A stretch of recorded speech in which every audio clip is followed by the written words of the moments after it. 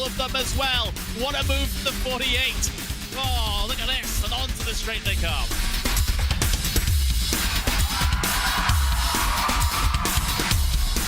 Brilliant move there from the number 40 to make it through. That left-hander sliding up the inside, going up now over Hawthorne Hill, down Pilgrim's Drop, and it's brilliant stuff here at Brands Hatch.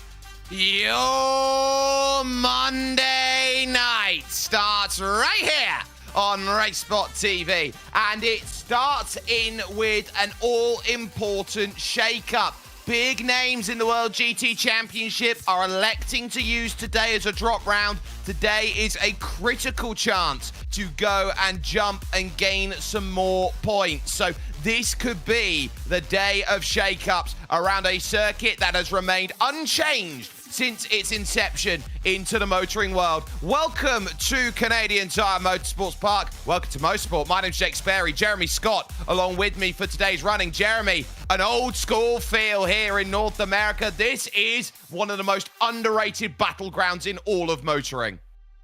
Absolutely is. It's one of my favorite stops on the IMSA circuit, and really any circuit in and around the North American motorsports complex.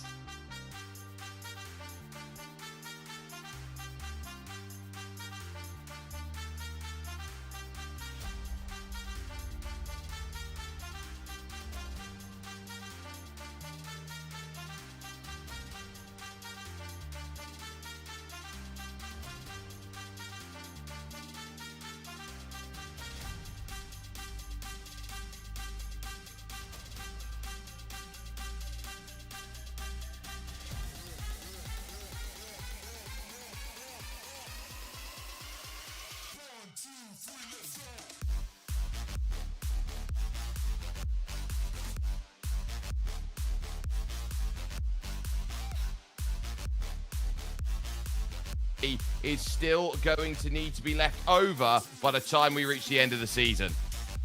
Yeah, and we have such a diverse schedule here, as you see on the screen.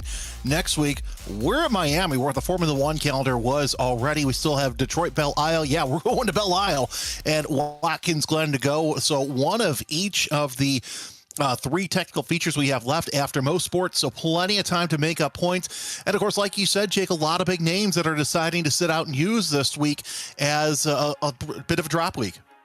Yep, so with Miami, the last enduro on the calendar, the last technical being the Detroit Belle Isle circuit, and then Watkins Glen, the final feature. Today here at Motorsport, 2 lots of 45 minutes that will have to be conducted. As far as championship stands, James Boumet is the one who is in control on 1,183 points. But he is not here tonight. He's got other commitments that have taken him away from his sim rig. So it's a big day for Nikolai Perlison and Lucas Prada to both say, we are going to get up on song and challenge for this championship. Anders Mira will definitely do with that after taking a really tough day at the office over at Sonoma last week. Jack Sedgwick is up to 5th with Leander Gabrielson 6th. Aiden Young finds himself 7th with Alexander Davidson, I think, saying that his championship effort is done for the season in 8th, as Arthur Thurtle is 9th, and Michael Evdoka for WSR Veterans rounds out the top 10. In Team Pro, Falcon Sim Racing Team on the back foot compared to RAA Sim Sport 1 today, with Adidas Racing by WSR just 4 points back of RAA,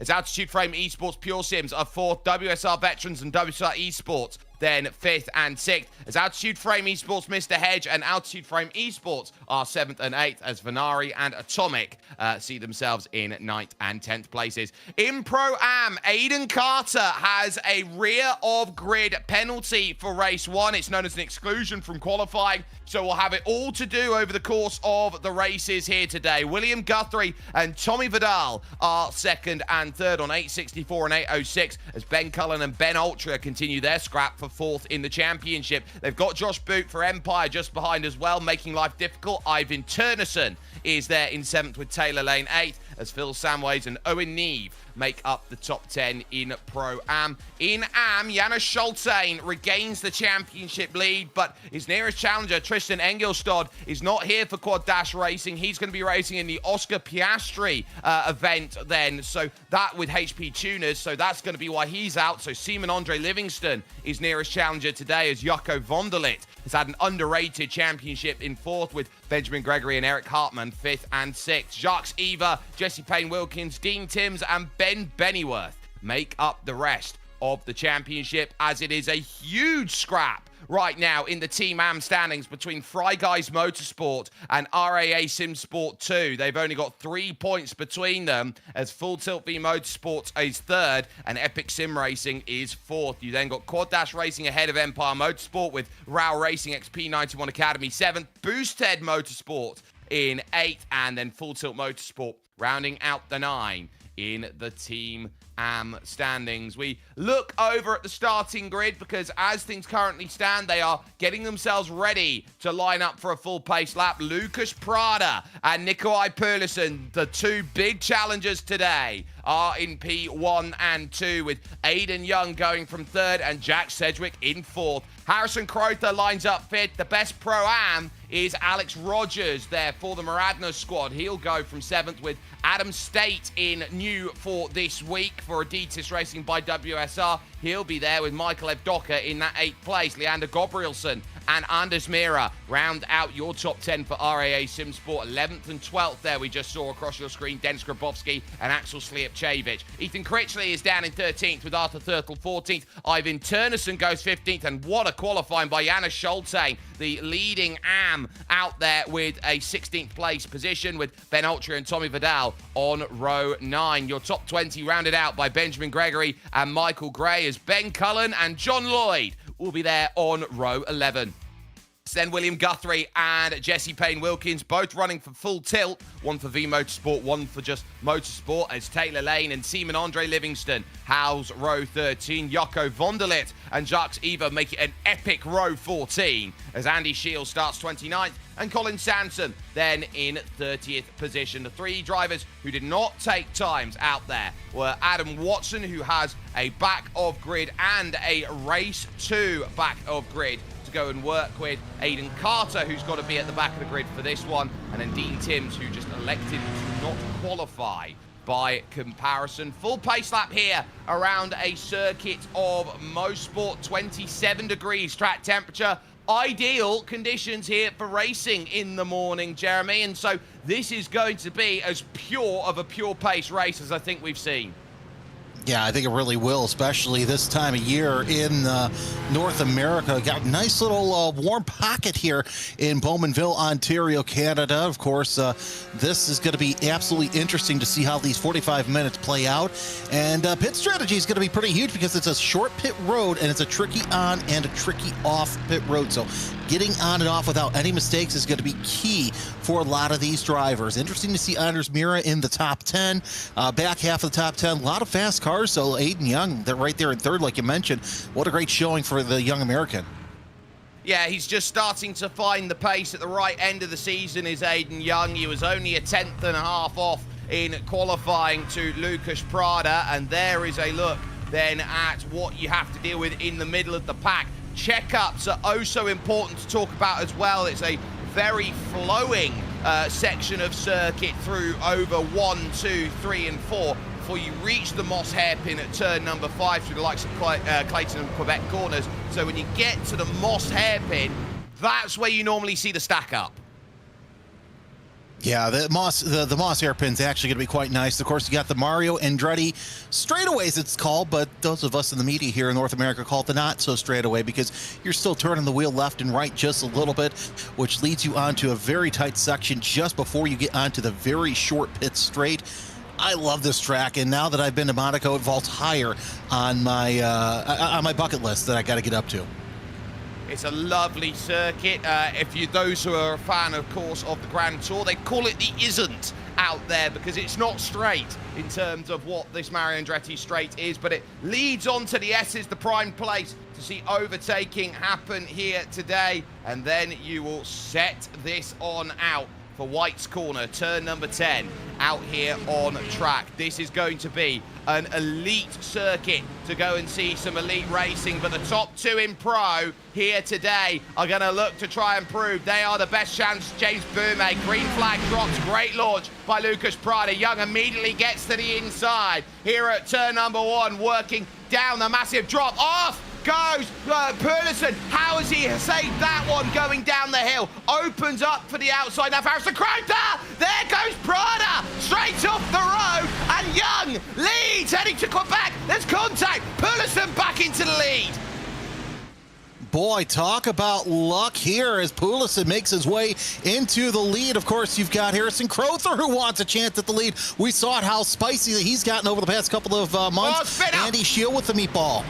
Oh, Andy Shield in trouble, and there goes Adam State on cold tyres into the gravel at Moss. We got one car skittering across in front as well, which was John Lloyd, but there is dramas everywhere. Shield getting caught up then early on in dramas. A lap 1 incident for him pretty much puts Pader to it onto the backstretch for the first time. He came together with contact at Clayton's corner with Jacques Eva in through turn 2. But as they go, Purlison, Crowther, Young, Sedgwick, and Alex Rogers there for Maradness. He is fastest of the Pro-Ams in 5th. What a good start for Rogers. As I said, top 5 overall right now as the first lap is complete. And Pulisic, who came off at turn number 1, easily found himself back into the lead. And really, Aiden Carter doesn't have much to show for it. Here's a replay. You see Prada coming around turn number 2. He just wiggles, just a little bit of wiggle, and that's going to happen on cold tires because you're going downhill, you're turning left. Your car's not going to be settled, especially on that very first lap. And look at that, 3 wide at the back, and that's when the trouble just all starts.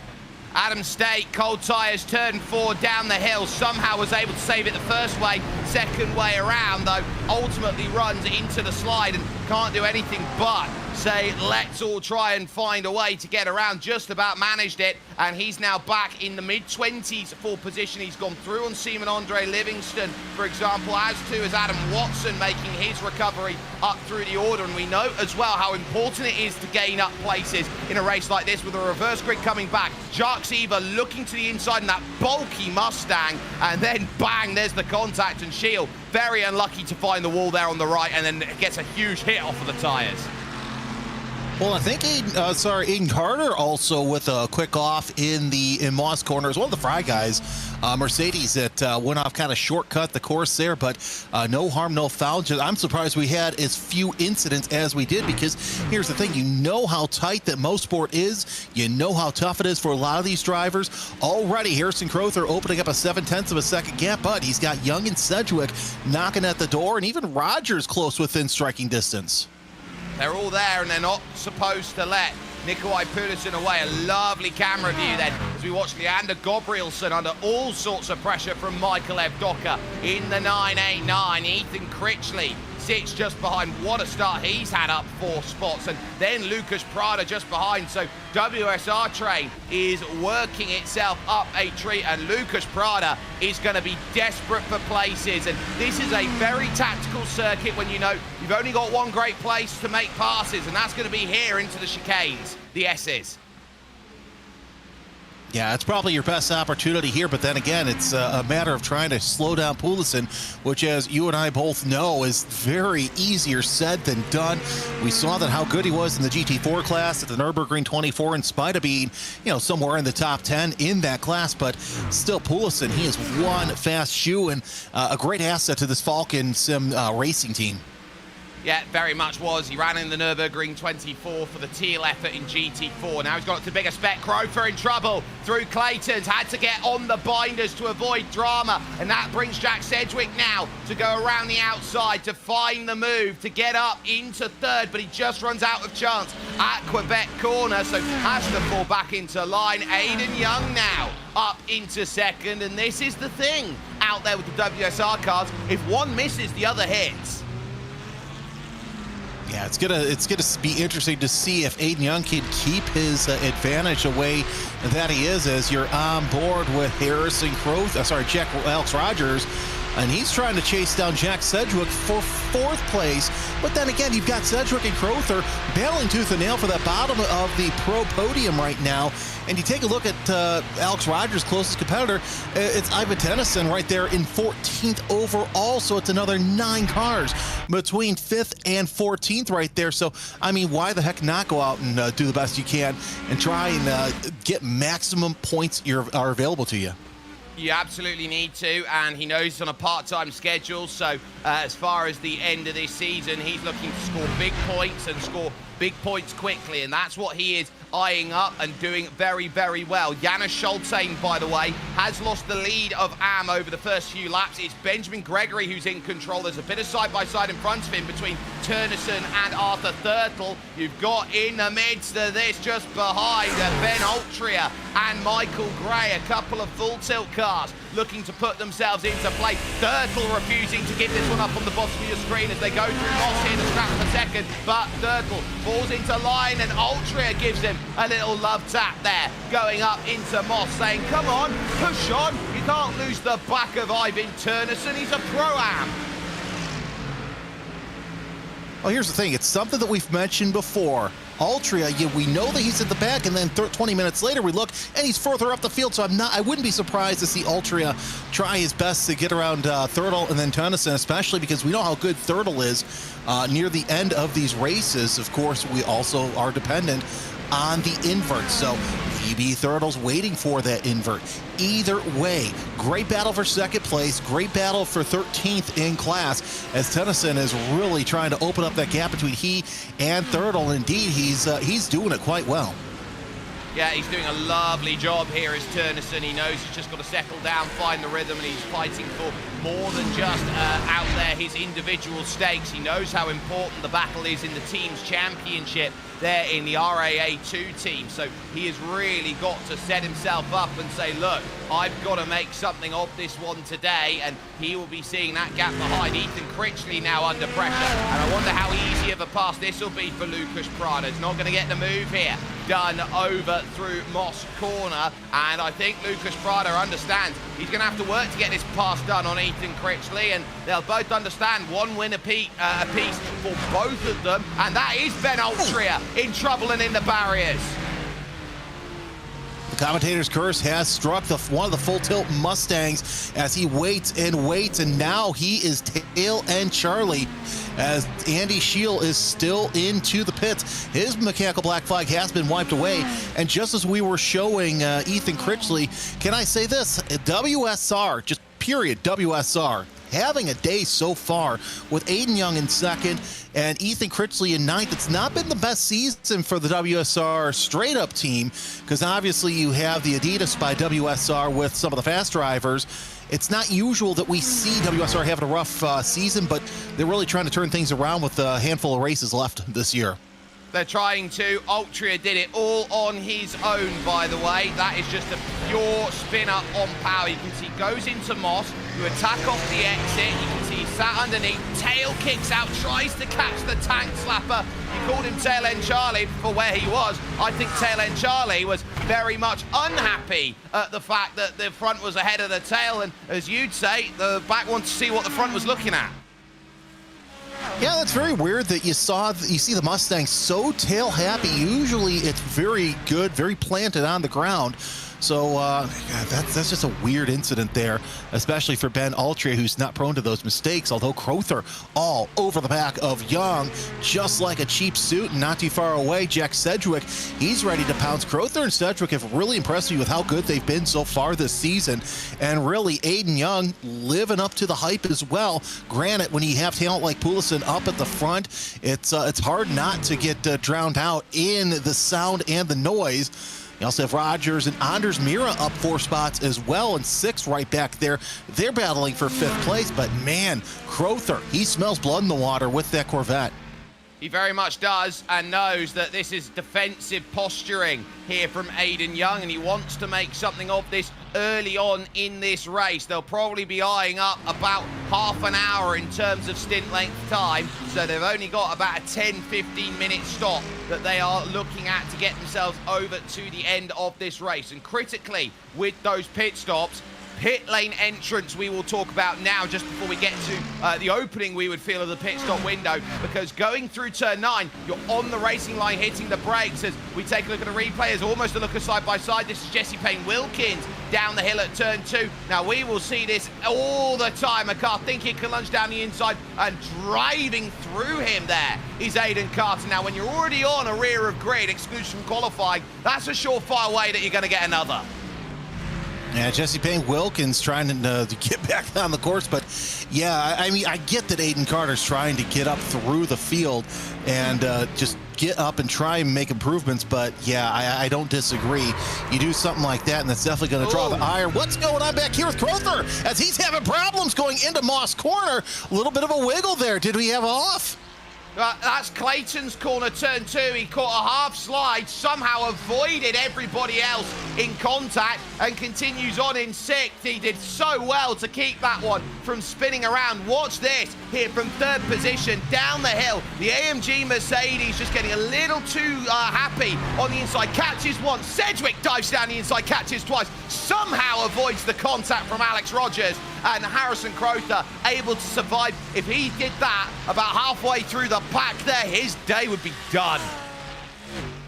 Well, of course, you take a look, too, the front clip was gone off of Crowther during the contact with Sedgwick, so one has to wonder if Sedgwick has copped any sort of damage through that incident. As you see, Gabrielson and Ev Daka battling for 7th place. He's pitting.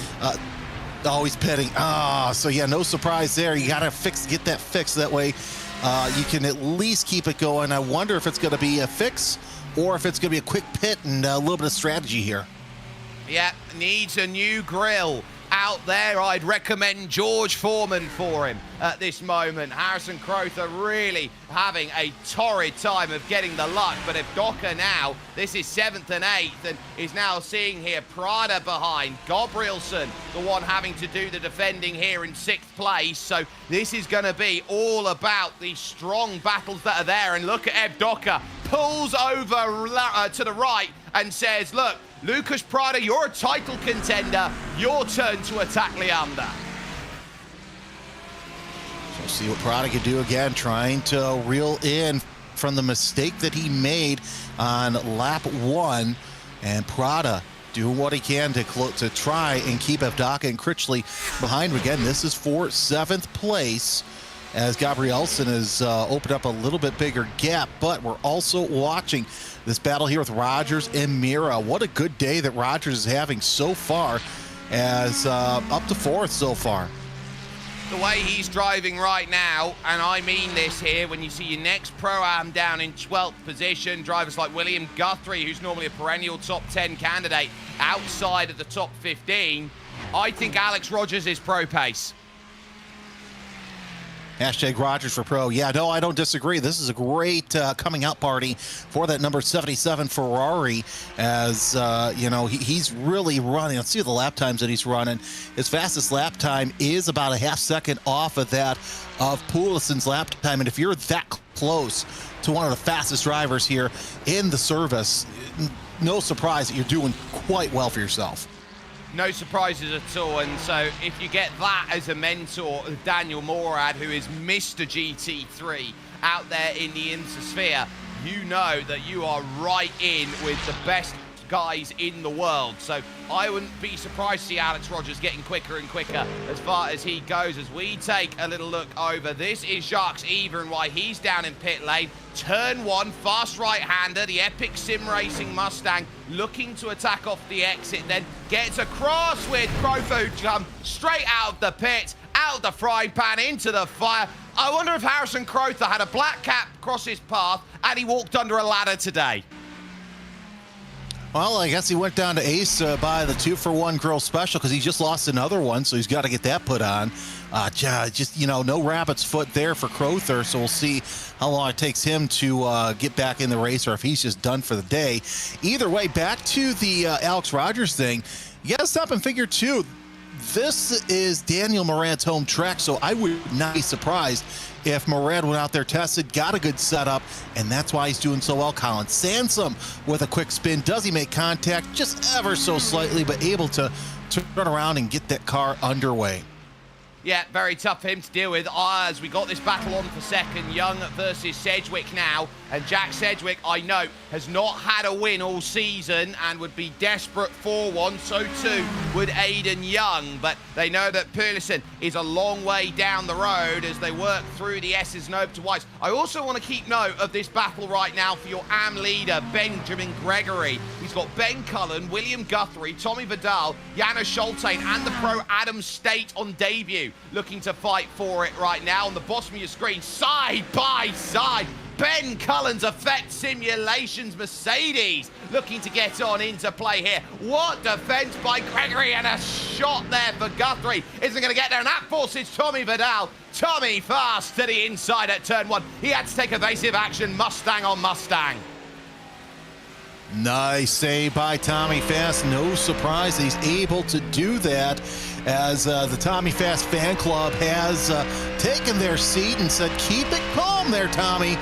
Gotta wait for the invert, and would not be surprised to see him up at the front. We know how good he can be when he gets a good invert spot, as you're on board with the number 69. What a nice view it is through the Canadian countryside, as Guthrie and Cullen try and go toe-to-toe with Ben Gregory. Here they come, side by side through Moss Corner. How do you like it? Well, you like it side by side, now down the not-so straightaway. Well, here on the Andretti, this is going to be all about trying to find that side draft, and it's been found wonderfully here by Ben Cullen. Benjamin Gregory now is going to have to do everything he can to hold this steady, knows what his fight's going to be. There's contact on the straight, no movement given between them, and they're going to work hard. Big crossover. What a pass there by Ben Cullen, but that wasn't done without a little bit of argy-bargy, and look there at Benjamin Gregory on the light saying, look, that was not ball sunshine, as Prada now gets the pass on Gabrielson. Absolutely fantastic as we look to the inside there. Oh, is that Evdaka and Gabrielson going side by side? It is indeed, as Evdaka using the flashers like he's a Taylor brother down turn 2. Not happy with that defensive move, but man, you talk about textbook there, as Gabrielson shuts the door on Evdaka going into Moss Corner, and now they set themselves up for the long run into one of the best passing zones here at Moss Sport. And I've got to say this, the racing, while there has been a lot of passing, there's been a lot of great moves, Jake, all throughout the field. And something else to note is that this has been a relatively clean race. I know there's been a bit of leaning in a couple instances here and there, but this has been, for this series, a relatively clean race as Benjamin Gregory again now having to fight. This is Tommy Vidal on the bottom of your screen, trying to put himself into the picture right now, and this is a big old look down the inside there. Gregory holds it off. Vidal now has Adam State behind, who's being chased by Janis Schulte and Adam Watson from the back of the grid, looking to jump himself up inside the top 20. So this is getting a very, very busy pack right now for 17th on back. Yeah, things are getting a little busy, and of course we'll have pits open here for the one and only pit stop. By the way, as you see on the left-hand side of your screen, Harrison Crowther officially out of this race, with both Andy Shield and Jacques Eva still in the pits, trying to get some repairs to get out there and shake it out. Yeah, so they're both in trouble. Non-start for Dean Timms, so he's not going to go anywhere. Young right now trying to really work this Corvette to go and get the clearance necessary away from the Aston Martin. Now, as far as circuits go, I think this would be a lovely Aston Martin circuit, full of medium-speed corners, not many low-speed corners. No, I don't disagree. It really is a great Aston Martin circuit. We'll see if Sedgwick has any move. You saw the little bit of dust kicked up coming off of that final corner. And by the way, I always say this every time we're here at Motorsport, Jake. I absolutely, positively love seeing the American Le Mans Series logo on that flag stand. If there's one thing I don't want iRacing to change, it's that.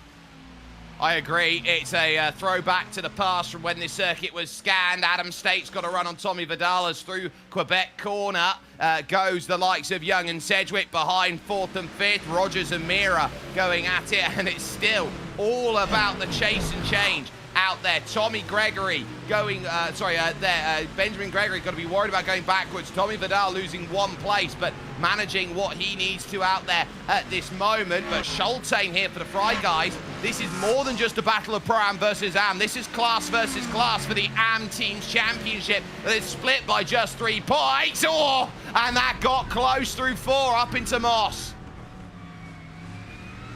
As you're on board with Janis Schulte, and yeah, things are getting a little close here as that pit window should be opening up within the next couple of laps if you want to run the whole way through, as we're still running 29 cars. By the way, Nikolai Poulsen 5.5 seconds clear of this Aiden Young, Jack Sedgwick battle. So he's already heading to Pearson Airport, but we got to reel him back because we got race number 2 coming up in just a little bit as well. Avdaka doing what he can to move his way up through the pack right now to hold off Leander Gabrielsen, who we know how flashy he's been with the lights. Yeah, Leander has been very, very busy over the course of this race. He's been trying everything he can to keep himself in the range of various drivers. Ethan Critchley is just behind, and Gabrielsen finding himself in that position. Look at Sedgwick, though, through the Moss hairpin. He is absolutely tied to the back there of Aiden Young, but Young can get up through the gears a bit quicker in that Corvette, and it is here seeing that Corvette Z car out there in play. It is very much a case of a niche pick, and not everybody knows how to scrap against the Corvette. And what a beautiful view behind Benjamin Gregory. Troubles for Tommy Vidal. I'd say Tommy Fast was a little bit of an off there, but yeah, it is absolutely tough to battle with this Corvette. It's really come onto its own over the past couple of refreshes here in the iRacing game. So, Aiden Young, we kind of questioned why he was the only Corvette here in WSR. Really, I think he's made a good choice the longer that the season goes, because look, he had a little wiggle going into turn 2. Most cars that have had those wiggles in turn 2 have had nothing but problems. Aiden Young able to keep it up. Take a look at Tommy Vidal's incident that he had coming out of Moss Corner as he closes in. A little bit of a tap there, right through the camera, and was able to save it. Just a little bit of a shortcut, but he's able to get going as Jacques Eva looks like that he is ready to come out of the pits.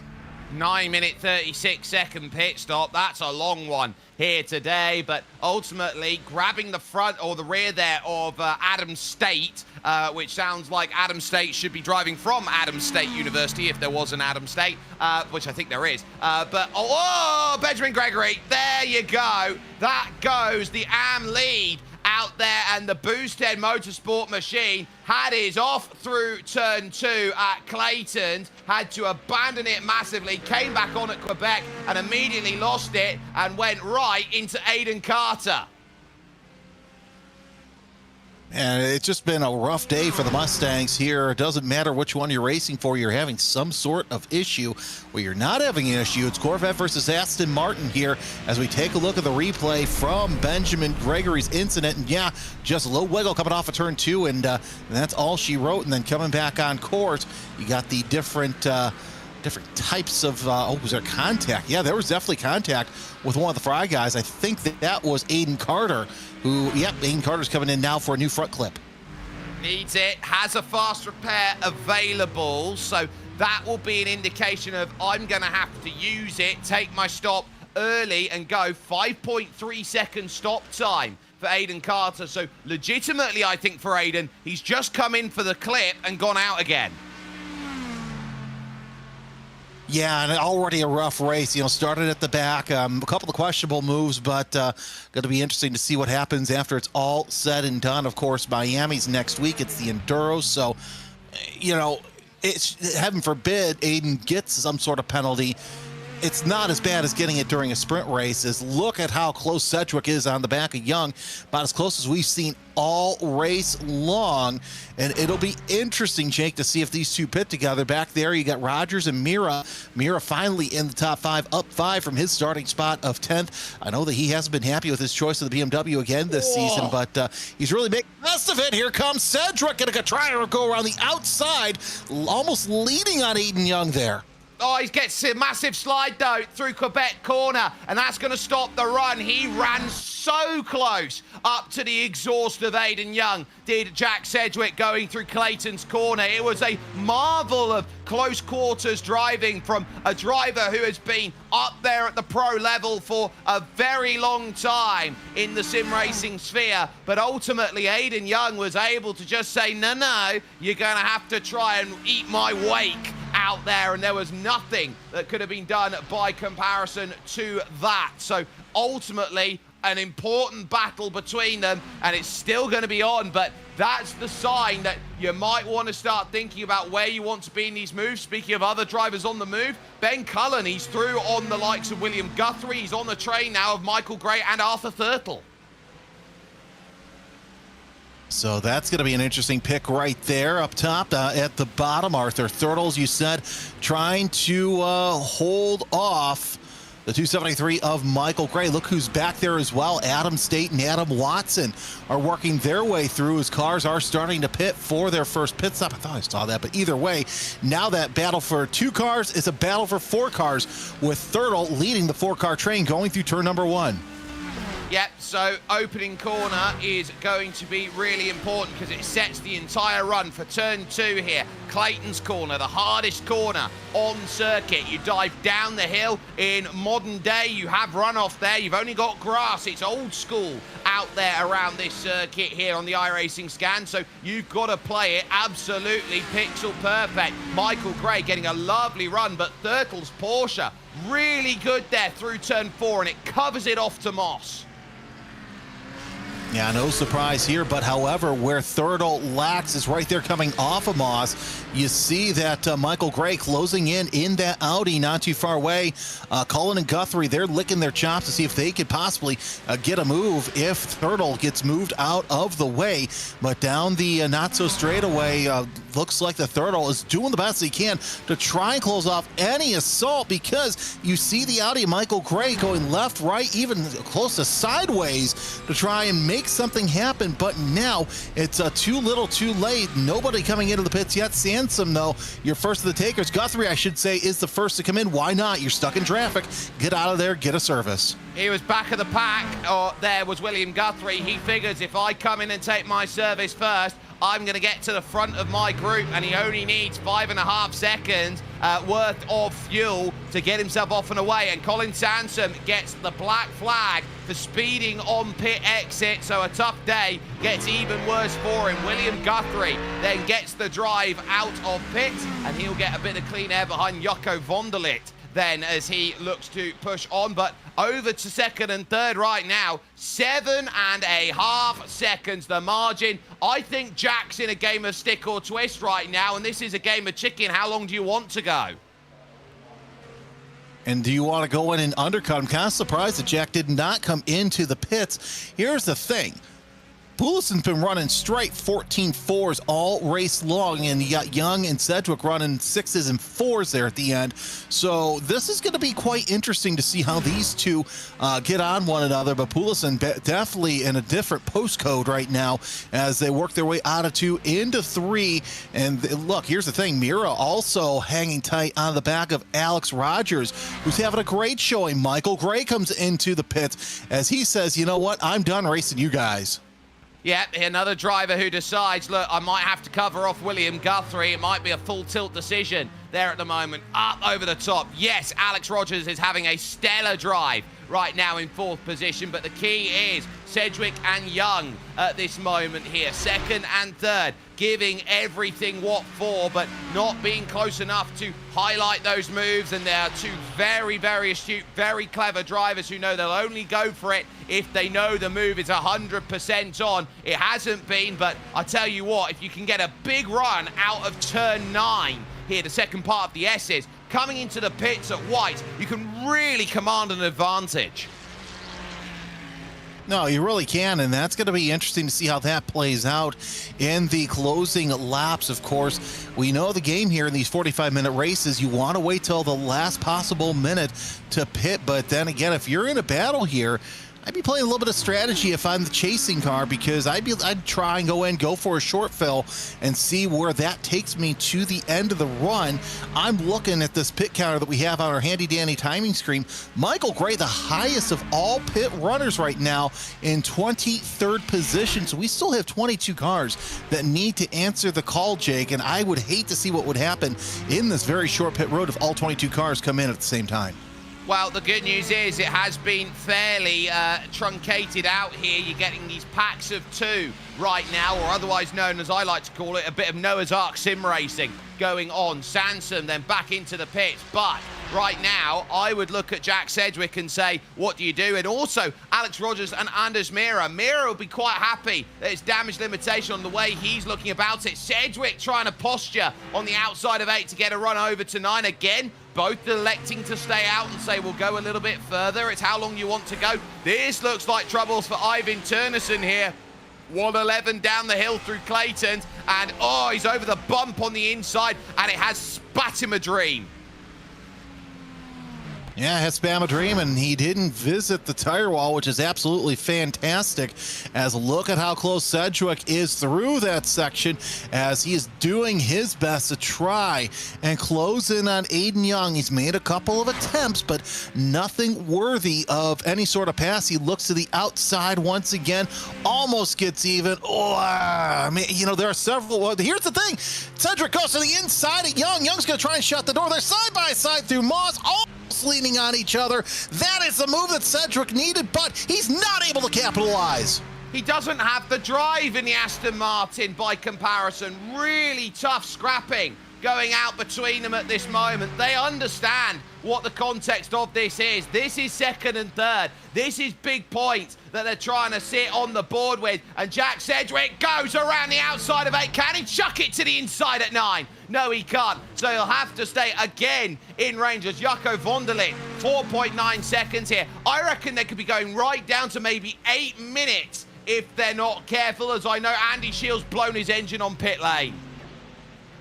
That's a shame, as Shield tried to get at least a couple more laps to get at least one position up, so that'll be race over for him. Sedgwick going to try and see what he can size up with Young. He's made a couple of passes in some very sketchy places, notwithstanding through Moss Corner, as that's a decent place to try and make a pass. But like you said, it's just the low-end grunt right now that Aston Martin is lacking, that the Corvette has throughout the exits of the corners. He's too far away to make anything happen, as now Young and Sedgwick will come into some lap traffic in just a little bit. We'll see if that has a part to play in it, which I think it will, especially, but Ben Gregory, you know, we know how good that he is. He'll definitely get out of the way, knowing that these two fast cars are coming up on him really quick. They're not close enough just yet, though, so I don't think that's going to play a factor right now. Here comes Sedgwick looking for the inside, but it's such a fast apex in as Rogers under pressure from Mira, who'd love to get up to fourth, but knows he won't get any more points for it. Again, no decisions to take the stops between either of them, down to 12.5 minutes. We know they can't make it on the fuel out there, so they're just looking to manage. And this is where Jack Sedgwick, I think, is trying to be very clever about this. If he's playing this game properly, he's fuel saving. Well, he can fuel save, especially on some of the quote-unquote straightaways here, off the corner. He can, or going into the corner, I should say. He can let off just a little bit easier, but still pick up that speed, because a lot of these corners have that downhill undulation. So we'll see how that works out in the end. Of course, now you see Mira trying to look every which way inside the mirrors of Alex Rogers. And Rogers, I'll tell you what, he's got a cool head so far, as both everybody through Moss Corner so far so good. But Sedgwick closing in ever so slightly. He's got one more opportunity, a couple more opportunities this lap. One of those is going into turn 8. An interesting thing further down as well is that Adam State is through on Arthur Thurtle. Ben Cullen and Adam Watson are still bottled up too. So that's another little scrap that's been going out at this moment. But now they have the traffic. It's a question of where they catch it, and the traffic allows to go through. Neither elect to pit, mainly because Ben Gregory there was on the outside pretty much blocking that line, and they continue on. This is going to be right down to the limits on numbers here today as they figure out second and fourth places at the moment. Back up the hill again and into Clayton's at turn 2. Rogers slowly pulling that gap out to half a second. He'll be very pleased with the work that he's getting on with at this moment, but clear is going to be the case that there aren't many places to compromise. Arthur Thurtle, who has been playing the Jarno Trulli role here today, basically trying his very best to get his inner Jerez out. So we'll see how that plays out as well. Several battles all throughout the field. And, man, Sedgwick closing in ever so slightly on Aiden Young. I will say this, these cars have yet to pit. It's going to be a splash and dash in every sense of the word when they get out onto pit road. And the battle for those positions is going to be measured in those tenths of seconds that they are not sitting on pit road. Sedgwick looking once again too far away to make anything happen in turn number 8. Keep an eye on these two to see who decides to answer the call through the left-hander at turn number 9 into White's corner. Nobody answering the call, Jake, as everybody's still looking pretty good. Ethan Critchley, though, might be losing that 9th place to Dennis Grabowski. And he's also got Axel Slijepcevic there, and Grabowski's run wide, so Slijepcevic now forced side by side. He had to back out of it there. Massive wiggle on the brakes there. The gap was closing for Slijepcevic, and how the two teammates at altitude frame didn't come together is beyond me. Yeah, Slijepcevic with a little bit of a wiggle and get a hand to both of them as they both basically avoided what could have been an absolutely double DNF for both of those drivers. Now they set their sights again on the WSR Lamborghini of Ethan Critchley, heading out of turn 2, now into turn number 3. And yeah, great day, great points day for WSR Esports, as both of their cars still sit 2nd and 9th.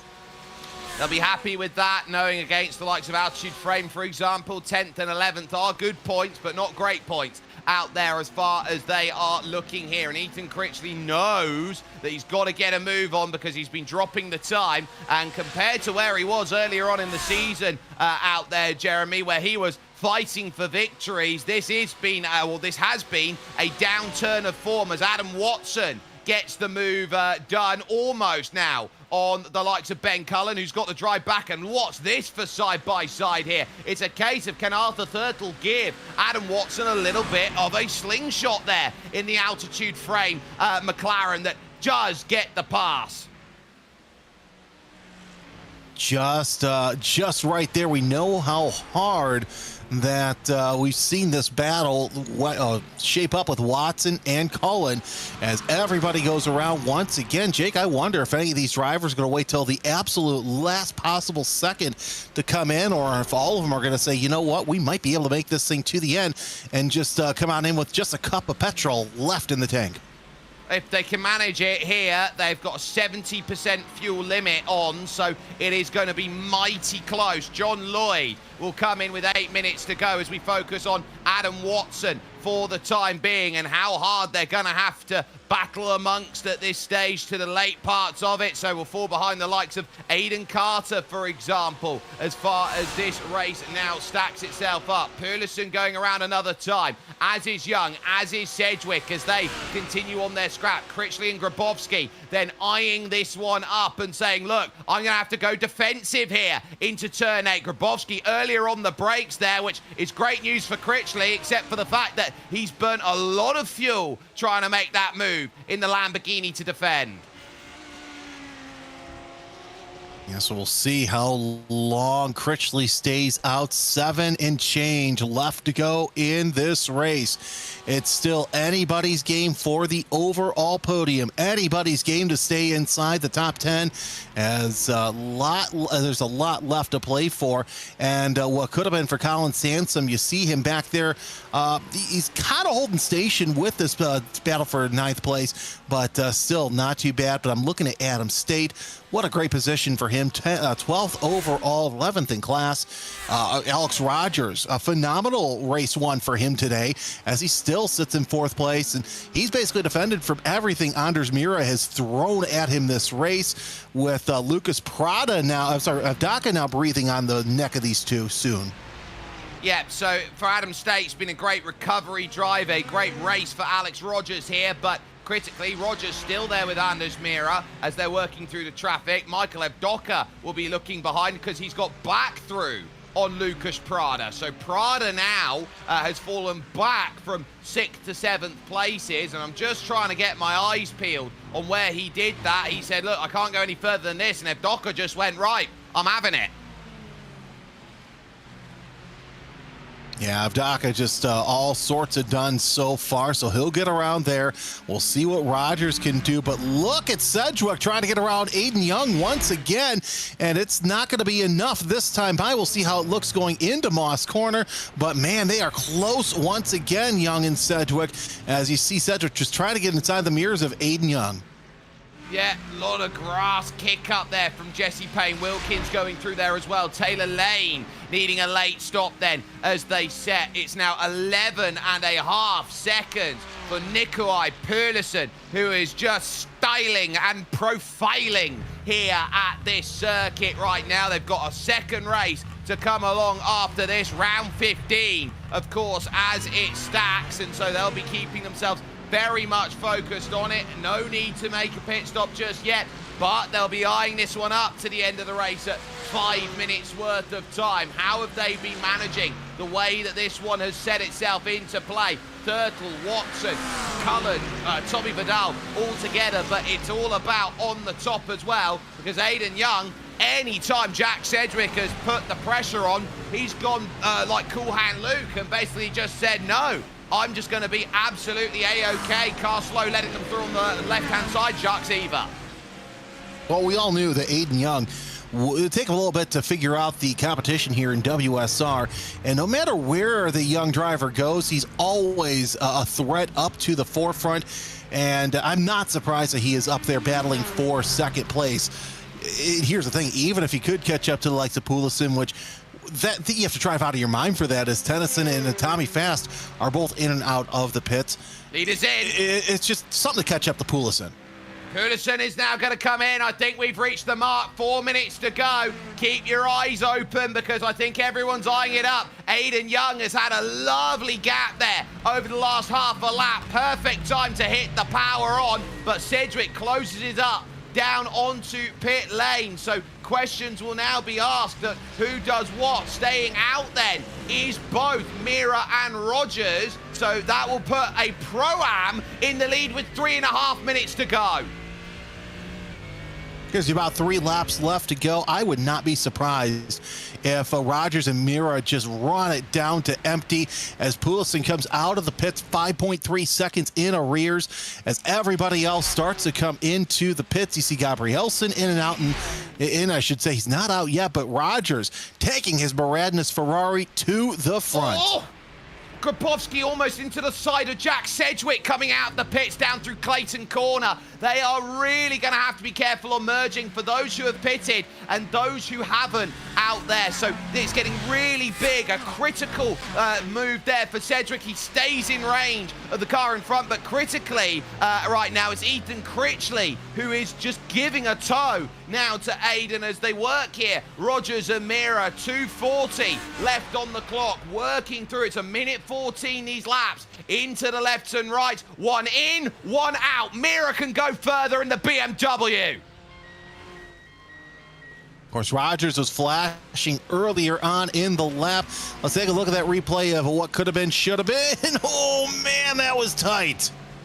Oh, and it continued on the exit there. It showed everything right now. Alex Rogers should be a very short stop. He'll only need a couple seconds of fuel, and he gets himself 5 seconds on his marks. We'll see go by the group right now of Sedgwick and the likes of Slijepcevic. They're moving on by. He'll be just off the back of them and be given license to go and chase. Critchley down in and making his final stop then of this race. If Anders Mira finds a way to not make a stop, that is genius. No, it's really genius, and I think that's a turnaround and confidence that he would need in the RAA Sim Sport 1 BMW, because every single race it seems like the anvil is just falling on top of him. And Mira, a very, very talented driver in his own right, trying to do what he can to bring home the maple syrup for win number 1 here at Motorsport. Well, it's so close on the marks for time, and he's short, He's got to come in with a lap to go here at Motorsport. Oh, that's agony for him. He will only need a cup of fuel, and Nikolai Perlison will be back into position again. What a moment. Evdoka, on starting the final lap of this race, is going to try and make it on a no-stop here in second. 3.1 seconds in the lane. Lucas Prada on a no-stop is going to go to third, and Aiden Young will get by in 4th position, but critically for Mira, he will jump the likes then of Grabowski and Slijepcevic then as he goes through. So it's not really cost him massively. It's dropped him back to 6th place, but a couple drivers making a no-stop work by being deep in the tank and saving the fuel. He's up 4 from his place. They work on to the back straight now, does your leader, for the final time with a 2.5 second margin. There's a spinner. It's Evdoka. It's Evdoka. He's around from second. Prada moves up to second now. Will Aiden Young take third? Oh, it's a dangerous rejoin as well. Young to third. Sedgwick to 4th. Mira now up into the top 5 lane. Over now. 5 seconds left on the clock to Nikolai Perlison. They haven't seen him for toffee here in round 14. He's the nearest challenger to his own teammate. Falcon still fly. Perlison takes perfection. What a fantastic final lap. It was just like lap 1. Little bit of crazy there, but Prada and Young goes up to second. Nope, he stays there in 3rd place. But wow, talk about a race there. Alex Rogers also looks like he will definitely win the Pro-Ams. Here's the Evdoka spin, and I'm just wondering if the same thing that's happened to everybody else through Moss happened to him, and indeed it looks like, yep, that back end just steps out on the second apex, and that was all that she wrote.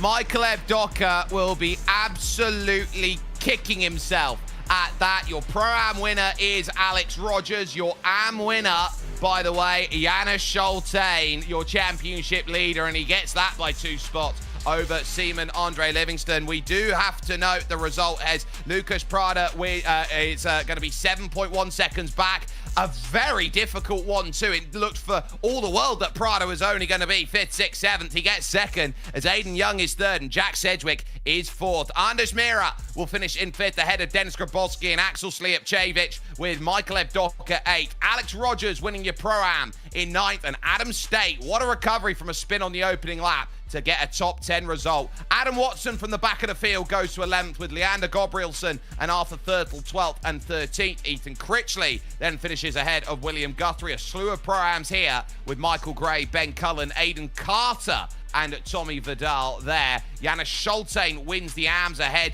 of Simon Andre Livingston. Ivan Turnison splitting there in 21st with Ben Ultra and Taylor Lane. John Lloyd and Jesse Payne Wilkins there will be the first car on the lead lap, will the 355, with Jaco von der Ligt and Benjamin Gregory. 2 down for Colin Sansom. Jacques Eva will finish at 8 laps adrift, but out of the race would be Harrison Crowther and Andy Scheel, the 32 that were there. Let's get the wheels spinning though, because we are in for reverse here in the second race that comes along. It can be anywhere between 20 and 30, and a full reverse grid. There's not going to be much difference between that over the course of this season here at Mosport, but the number's going to be huge. It's 29 on the reverse, which means Colin Sansom is going to be a driver who will be looking around at it, and I think it's only those who are a lap down, I believe, who get the reverse, so it might be that Benjamin Gregory steals pole position for this next race coming along.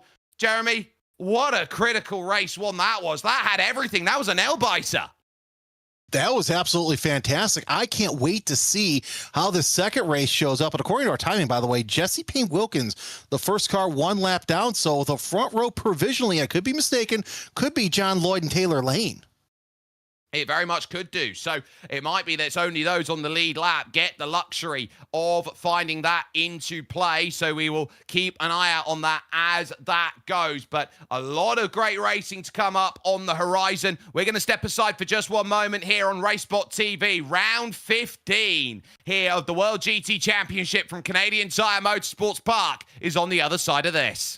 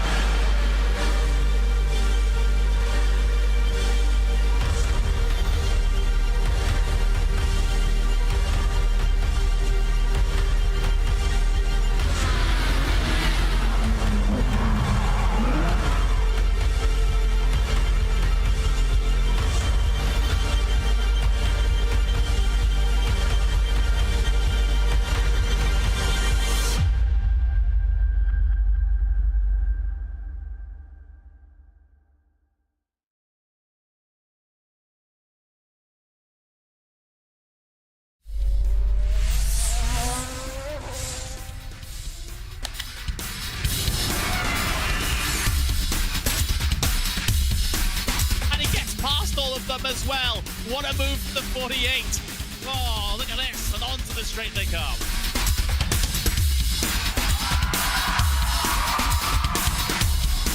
Brilliant move there from the number 40 to make it through. That left-hander sliding up the inside, going up now over Hawthorne Hill, down Pilgrim's Drop, and it's brilliant stuff here at Brands Hatch.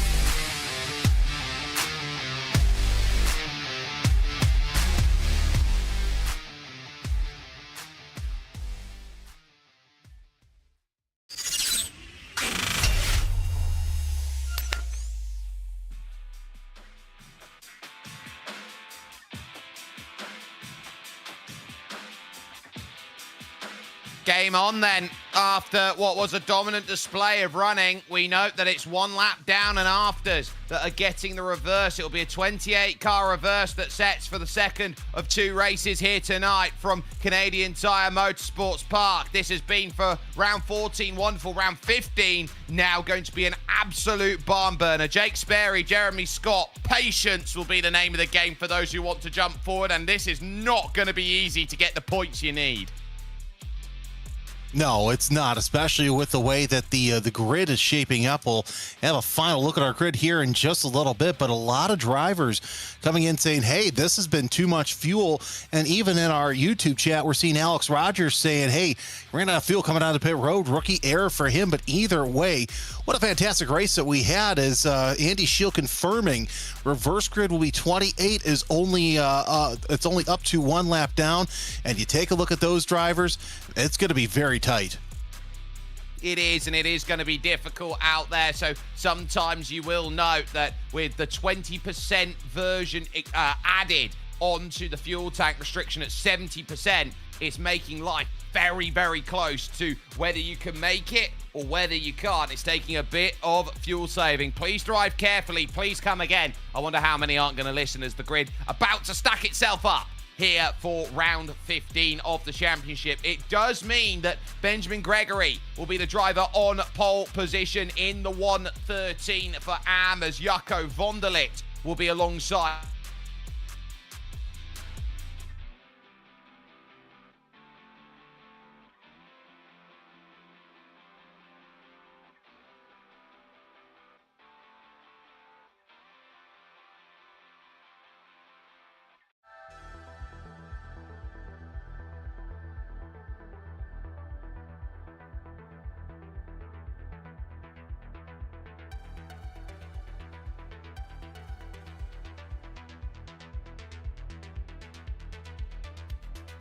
Cullen in 12th, as William Guthrie and Ethan Critchley are going to be 13th and 14th. You've then got Arthur Thurtle and Leander Gabrielson. I do believe Adam Watson will have a penalty and therefore will not take the start, as Adam State and Alex Rogers then are 18th and 19th. Your top 20 rounded out by Michael Evdoka, whose spin has given him a few more places to work with. Axel Slijepcevic and Denis Grabowski then follow on. Row 12 has Anders Mira and Jack Sedgwick, who complained of a GP2 engine to work with, which leaves Aiden Young, Lucas Prada, and Nikolai Perlison there 27th. Colin Sanson would have had the pole were he within a lap. He was 2 laps down, so he's back there with Jacques Eva and Harrison Crowther. And finally, Andy Shield in 31st position will be giving it his absolute everything to go and get on moving. So they understand the rules of engagement now, and this is a circuit that isn't run as much as it used to be. This used to be a staple out there on iRacing, one of the first iRacing circuits ever to find itself into play, and this was one of the circuits that the old school racers would find respect out there. The modern style of racing circuit means it's very wide, very expansive, and you can be very aggressive. Here, you have to play by the rules of engagement. Yeah, you got to play by those rules of engagement because of how tight this facility is. And it's not like some of the other tracks that we go to here in WSR where, oh, you take a wheel off or you go off, oh, there's concrete, so you're able to do it. Nope, there's grass and gravel inviting you right into the tire walls. And so if you find that, it is going to be a massive, dramatic moment out there. And note that the quick drivers trying to get by the slower drivers creates this crunch in the middle of the pack. And Jeremy, that crunch in these race twos, we've seen drivers like James Boumet really struggle in these race twos. That's why the championship has remained somewhat close. Nikolai Perlison knows he got the job done in race 1. He's now just got to basically limit the damage here in race 2. The damage limitation is going to be huge here for race 2, and we know that a lot of drivers tested the waters by running the whole race without having to stop for fuel. It worked for a lot of them, a couple of them it didn't work so well, so we'll see how that lays out. But still having Ben Gregory at the front of the field, fortune favors the pole. By the way, Adam Watson will be starting from pit lane, so he will definitely have a charge to go up to the front. One less driver to worry about for those behind, but the Unicorn is there, which is powered by the Mind charity there in the boost head of a Motorsports machine, a wonderful charity for helping those in the United Kingdom with greater mental health services provided. But Benjamin Gregory looking for the launch. The green flag drops. Jaco von der Ligt was very, very slow on the get-go. Jesse Payne-Wilkins immediately jumps on through off of the start as they work now here towards Clayton's corner, turn 2. Payne-Wilkins off the side of the road. That's going to drop him down almost 3 wide. There into Clayton's corner, and contact for Ben Aldrews, jump to the outside. Already a rough start for the full tilt driver. He works his way. There's another one, a big one this time. One of the WSR cars with a big problem going through turn 3 as we're still looking so far side by side right behind the Fry Guys Mercedes, and already a messy start for some drivers. Ethan Critchley had an absolutely wonderful jump that's gone through. There's more troubles now as dropping is Ivan Turnerson. Ethan Critchley got a stellar launch and found himself wrong place, wrong time. And so this is what we worry about out there. Here's the look down the hill. Where do you find the spots? Ultra off the road. Aiden Carter up to 3rd. But then Ethan Critchley, an almighty accident. He was taking no prisoners out there, shooting the gap, the door closed, and he found himself then creating a massive pinball effect. And Poulissen's in trouble. It's the answer between two teammates Critchley was, and Poulissen not something that he wanted, especially with his teammate sitting out this round. So we'll see exactly what happens with Poulissen as he is now into the pits. So watch this full tilt sandwich right here, and that just, oh man, you just got to feel bad for Critchley.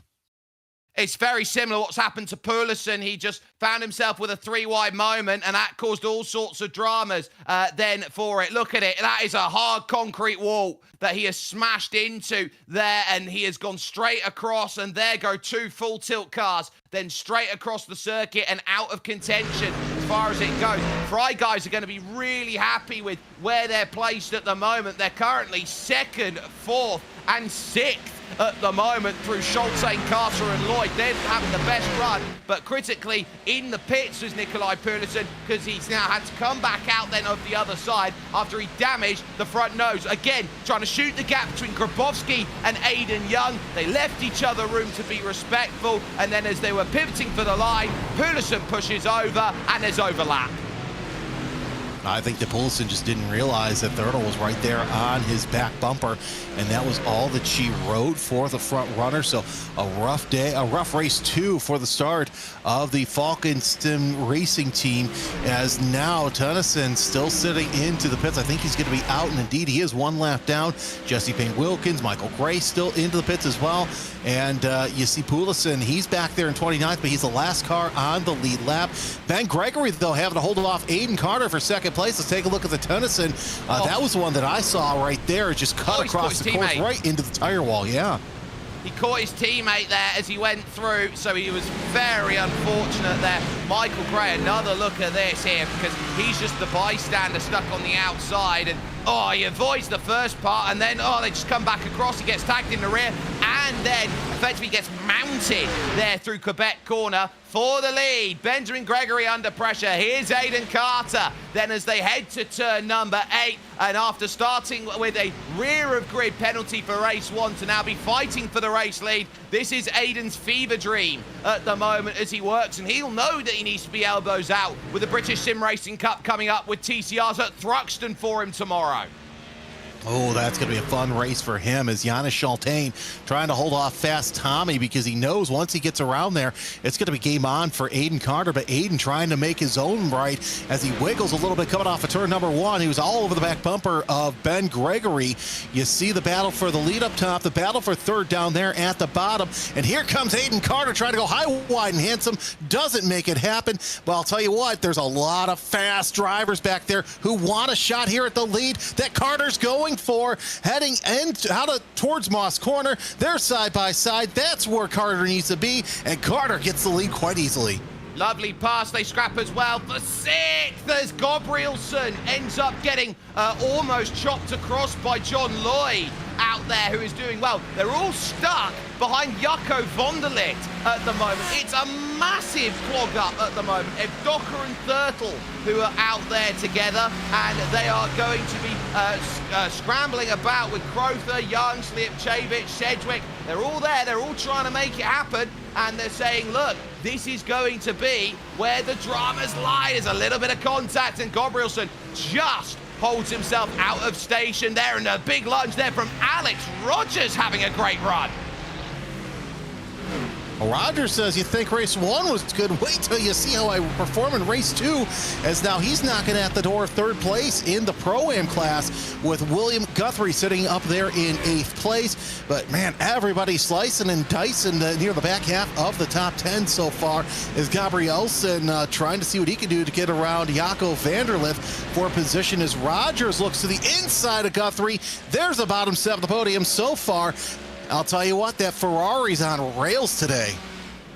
Yeah, that Ferrari is absolutely flying, and it is noted now that he is trying to just jump up the order one place at a time. It's 3 wide, going through at the Moss hairpin, and that's a huge move there by Harrison Crowther. Through on Evdoka, Arthur Thurtle, Aiden Young now wants to get himself into the play. Adam States there with Jack Sedgwick. Prada has been very absent from all of this. And look at it, almost pushed into the grass by Evdoka. There, onto the likes there of what I believe there is Thurtle.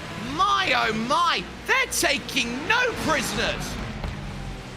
You think that there was 3 minutes left in the race, not 38 minutes left in the race? How do you go 3 wide through there? It is impossible to barely go 2 wide. And these drivers are making the impossible possible.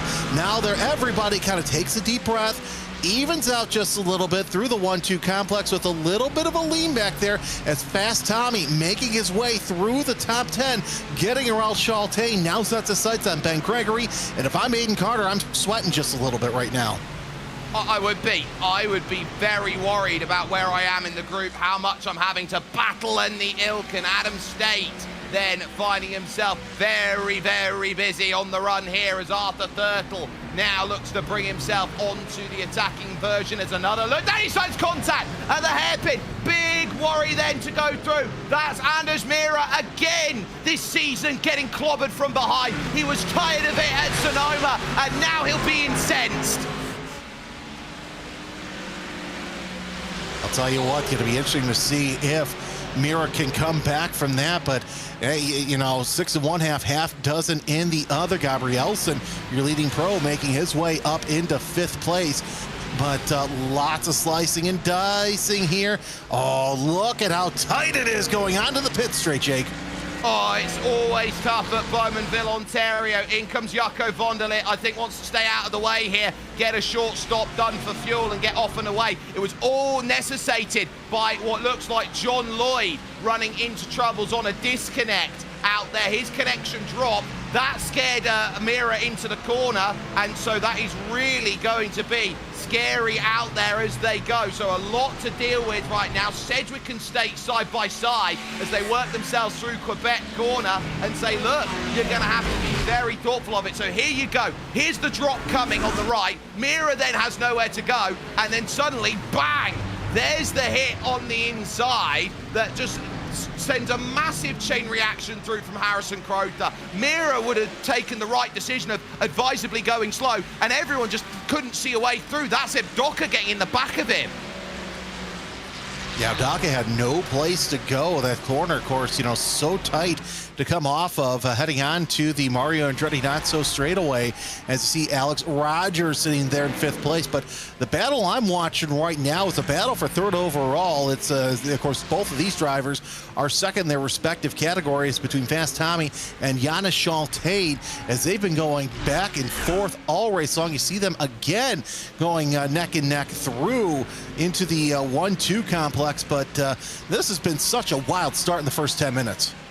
It's been a huge moment. Alex Rogers 5.6 off as Gregory loses out to Tommy Vidal now. That's a change for 2nd place as we focus on through. There they go. That's been a change. Now here comes Janis Shaltain for the battle out there. We thought this would be the battle on in race 1. It very much is now here in race 2.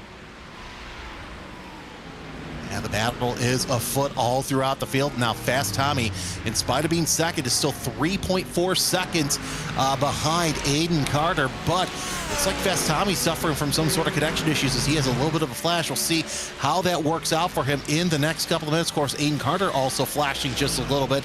We'll see what they are next lap time by to see how fast each driver's going. But I would give Tommy Vettel a good chance to get up there and battle for that overall lead just before Gabrielson and Crowther make their way through the field. Wouldn't even be surprised to see Aiden Young pop up there as well. Look at that pass with Crowther as he goes neck and neck with Gabrielson. Though Leander not going to let him have any dice heading into turn one as he grabs the inside. That's it high. Wyden hits him out of Crowther. He loses that sixth spot, almost lost the race. Gabrielson had command of the inside at turn one, gets in the side of Harrison Crowther and says, nah, not like this, Your Honor. I'm going to keep that place and hold on behind as well. State and Sedgwick continuing to trade about now with Guthrie and Aiden Young all together at this moment. They work down into turn four. State still stuck on the outside. Will turn to the inside now as he gets better on the brakes because of the checkup needed, and that's going to be big. Big up and under we see on the replay, and this is the key. You've got to wait for Gabrielson to turn Harrison. You can't just sit there, wait and think you've got it sorted. It's the tiniest bit of contact that drops him back. Look, Harrison, we know that he can drive out of his mind, but sometimes it kind of oversteps him as he drives before he thinks. But Mark Kent saying the understatement of the century in the chat. Motorsport always produces, and man, you can't write a better script for here. Cedric goes to the inside of Adam State. State has the line going into the final corner. They're neck and neck coming down the pit straightaway. Let's see what happens here. State rubs them right off to the circuit, and State's going to stay in the top 10. Right behind them as well, Michael Evdaka. He wants a fight, and this is Dennis Grabowski comes into the pits. Yeah, Grabowski's going to make a quick stop. No chance of holding around the outside of Clayton's corner. So Adam State ends up with the swap in front. Crowther gets back and gets his move done on Leander Gabrielson. That's for the pro lead as well for 6th and 7th places. And while they fight amongst each other, they're not making ground here on Roger Schultain into the side of Gregory now as they go in through to try and make the pushes. And look at Rogers. He's going to jump through. Who thought of Mr. Rogers?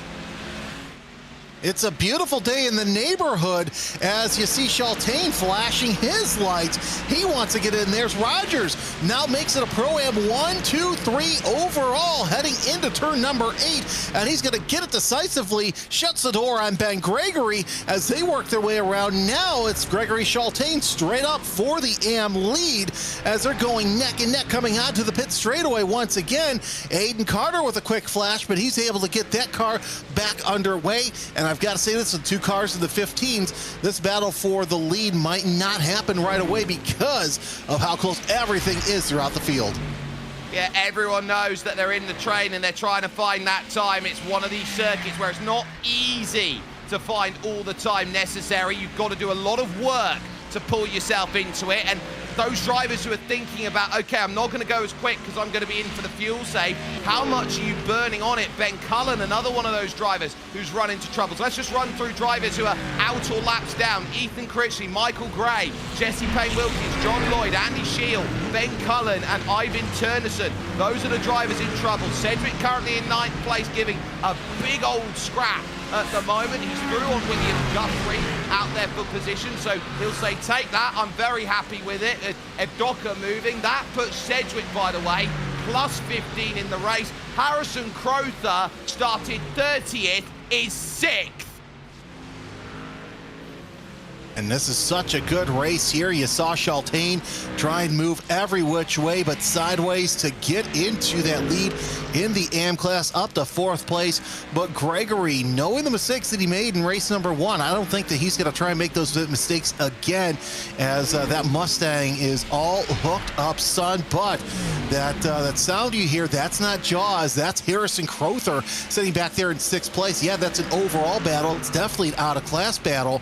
Hopefully Crowther can get 2 and 1, but you take a look at that. Yeah, 24 spots up for the 67, your pro leader.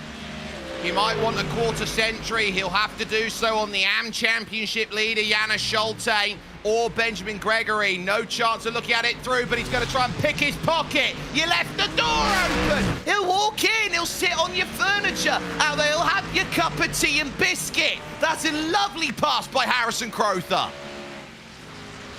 Well, next he's going to expect a little bit of dinner from Benjamin Gregory, possibly dessert, as they work their way down the straightaway once again. And Crowther, he's not going to take no for an answer, especially once they work their way through the 8, 9, 10 complex into the S's. And that's just going to give the 67 a little bit of a chance to try and make something happen. Looks to the inside. Why do you make that move? He says, if you're having crumpets and tea, I'm just going to bring the biscuits with me. What a move by Harrison Crowther. He's up to 4th, and he's only a handful of seconds now behind Alex Rogers. The only downside, he's used a third of the race to try and get there. Now on the back of Schultain will be Leander Gabrielsen trying to chase. Aiden Young desperate for points here today. We'll be looking at this going, I might be the best consistent driver over both races here tonight. And that may be what we look for in the final 10 minutes, 15 minutes of the race. Who does what? And battle currently still going on. Gregory is defending like a lion at the moment, as behind that is Sedgwick, who's just got the move done on Aiden Young. Guthrie, Evdoka, State, they're all there. They're all lining up, and off the back of it as well, as now it goes side by side on the Andretti between Schultain and Gregory for the AM lead. You've also got Lucas Prada. You can live a day as a sheep or a lifetime as a lion, and that's exactly what we're seeing as Schultain says, let's come with me and live like lions, as Crowther gnawing at the gap between he and Rogers. Take a look at Ben Cullen. He's not had the best of all races either, as he goes for assisted spin once and twice.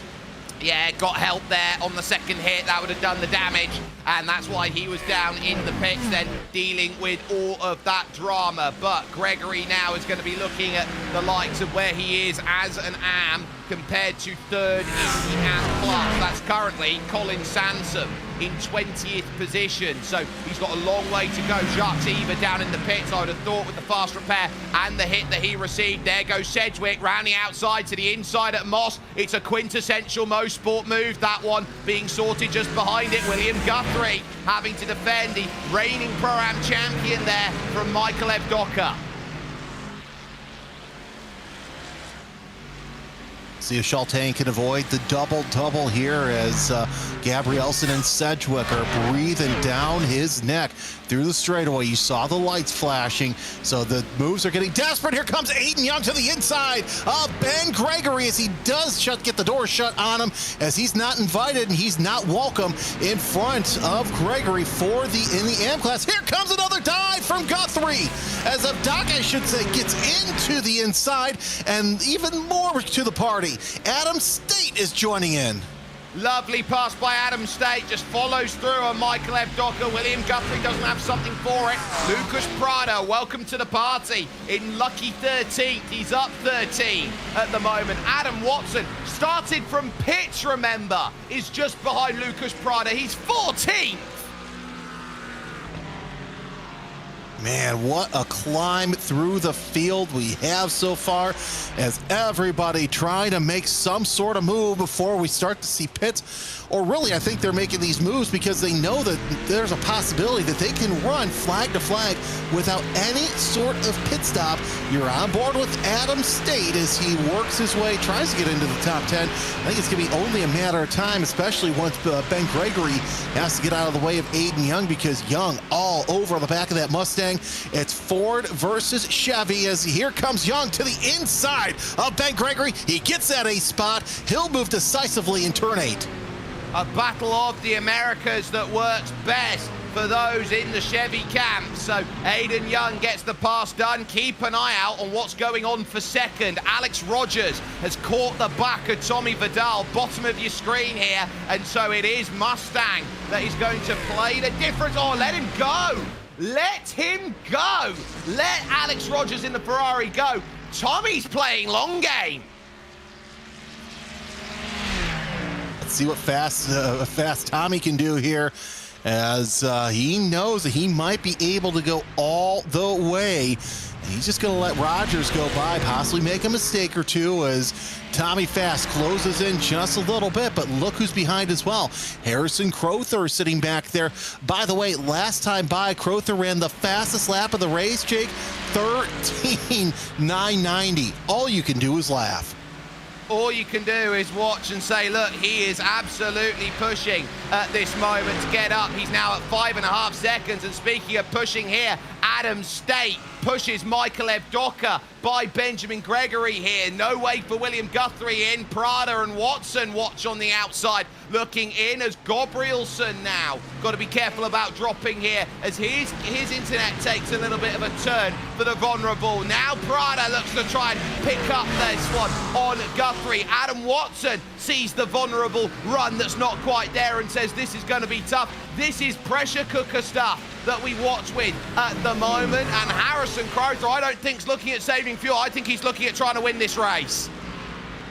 Yeah, he goes fast again, 13:952 within a half a second of being on the back of Tommy Fast. So we'll see if he can get around here or if he's going to wait just a little bit longer. But we're still watching this battle with Gabrielson on back. There's Jack Sedgwick sitting there.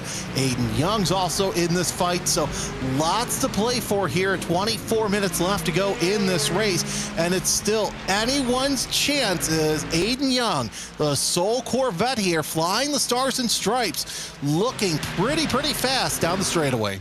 He very much is. Through goes Harrison Crowther. Tommy Vidal was well off the throttle. Let him have it. Janis Schultein fighting as the AM leader with Gabrielson and co behind, who will want to try and find a way through. So it's a very busy field at the moment. Alex Rogers, 3.8 to catch Aiden Carter in half of a race to go. And now for Gabrielson, Sedgwick, Aiden Young, it's about, can you mastermind these points? They note that they have 2 drop rounds available here in the individual championships. But for the teams, if you're going to play teams games, you've only got 1 drop, and you can't drop the last round of the season.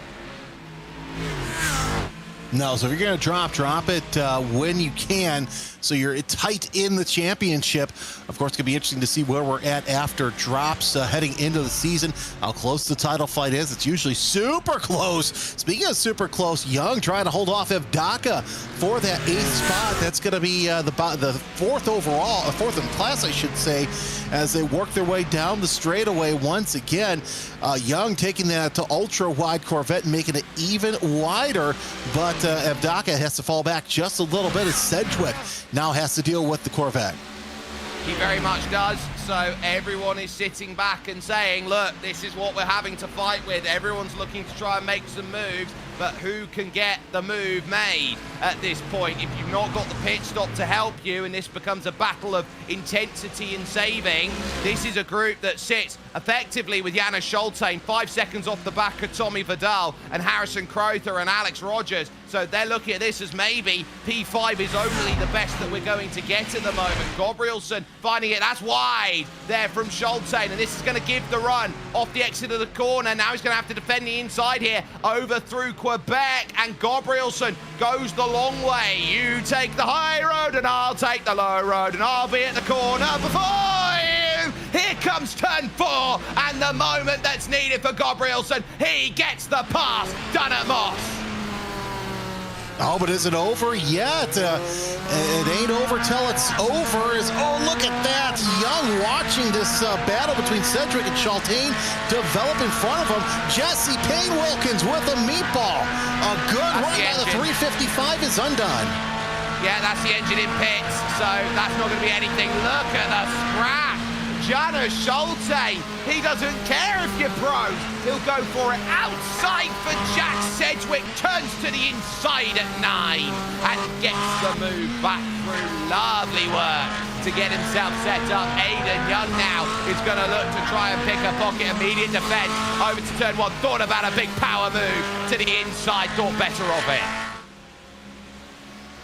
Yeah, you just don't want to make those moves in those low-risk areas, but either way, Shaltain with a huge advantage over Ben Gregory there for the AM lead, and this season really coming into fruition for the number 31 is Aiden Young, stuck in 8th place right now, trying to find his way around the Mercedes so he can come out and play without Jack Sedgwick, but Giannis Shaltain trying to keep them separated. Yeah, Shaltain in the middle of this, I think, is just being a very necessary buffer for this group to start spreading out here with Young, Evdoka, State, Guthrie, Prada trying to stay on it, Watson trying to stay on it, Slijepcevic has got through Ben Gregory, Dirtle and Mira, other drivers who want to jump through, and Crowther through on Alex Rogers. Very smart here from Alex. He knows what his race is. His race is not Harrison Crowther right now. His race is Aiden Carter. Yeah, we'll see exactly what happens with Crowther, how quick that it takes him to get up to Aiden Carter. And I have a feeling that it's not going to be very long, 2, maybe 3 laps with as quick as Harrison Crowther has been these past couple of laps. He's only a second slower, or faster, I should say, than your overall and Pro-Am leader. But man, this battle back here between Cedric, Gabrielson, Shaltain, and Young, it keeps getting hotter and hotter as Evdoka and State, they're knocking at the door.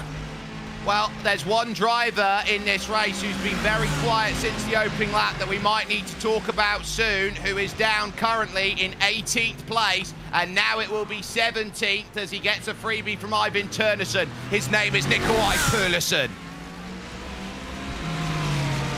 Yeah, Pulison's coming from the back of the pack after having that early race issue as he's making his way all around the circuit. You see that Falcon Mercedes back there in the back of the pack. Although he is 18th, still plenty of time for him to work his way up.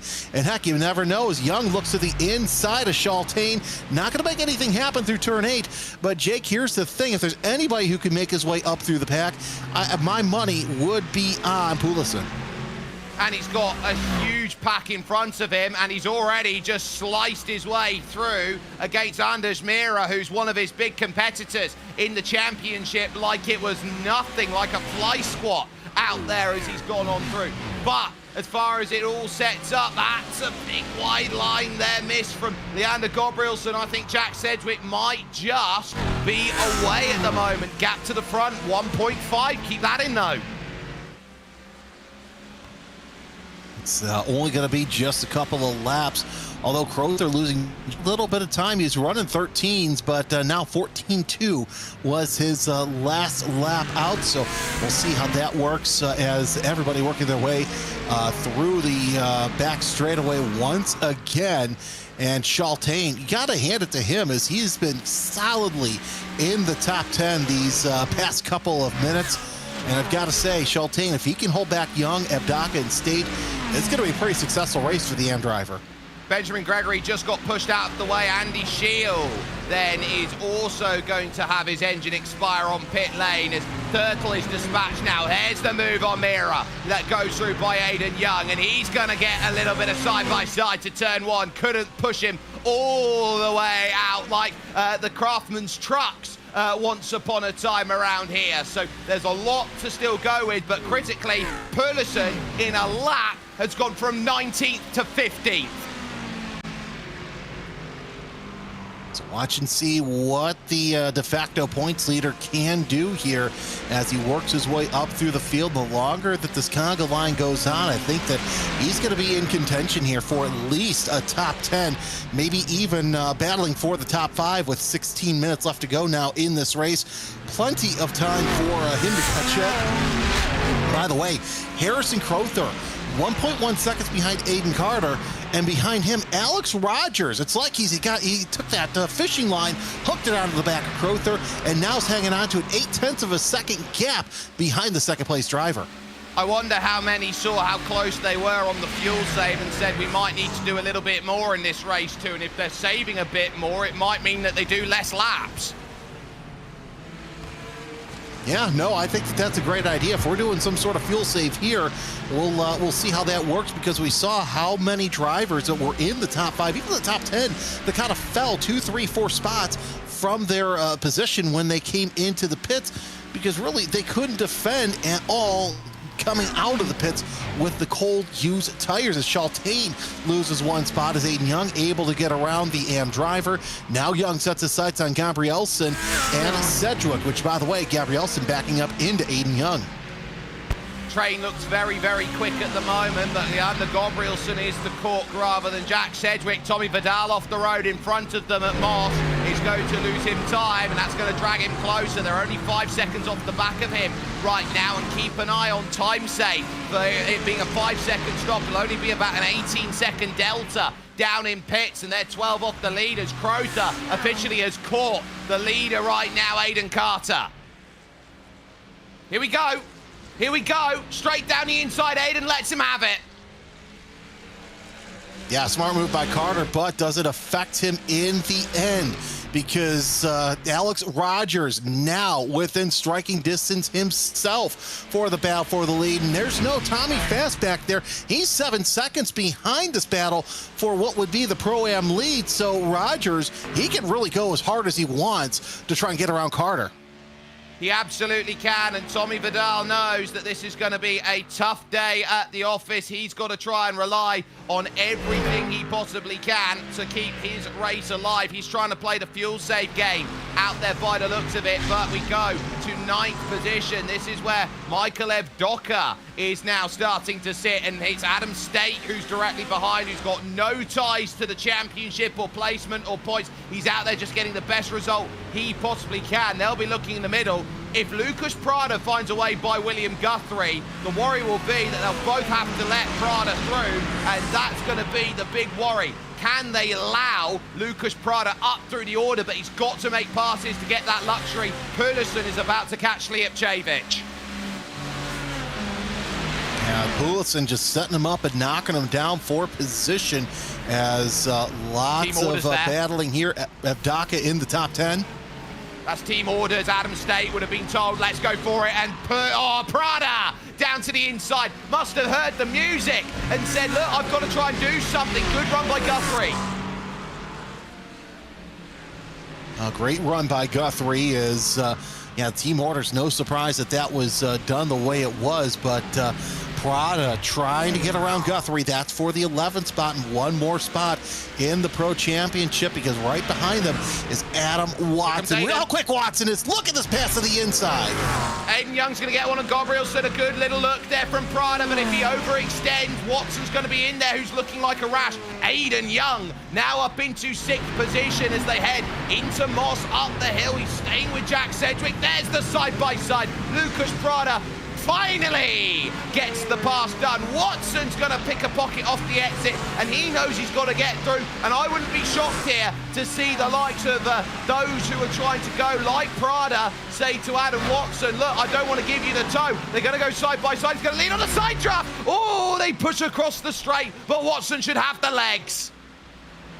I don't know if that was much of a push or just a shove saying, I'm getting through whether you like it or not. But Watson moves up, Guthrie moves down, and now he's got Pulison. Guthrie comes into the pits. Yeah, it's going to be short on fuel, so needs to make it happen. Decides to do it earlier rather than later. Through goes Adam State on Janis Schulte. The group's starting to break up a little bit here in the middle. Rogers still stuck behind Carter for the Pro-Am battle out there at this point. I wonder whether Rogers is trying to save fuel and run Aiden Carter dry late on in this race. It's going to be a case of you want drivers to do the donkey work out there. Nikolai Pulison doesn't have to worry about his fuel number because of his early stop for the fast repair. Yeah, that was an absolute fantastic bit of strategy. Come and get the faster pair, top off just a little bit, and go to the finish. We'll see how many more spots that he climbs up.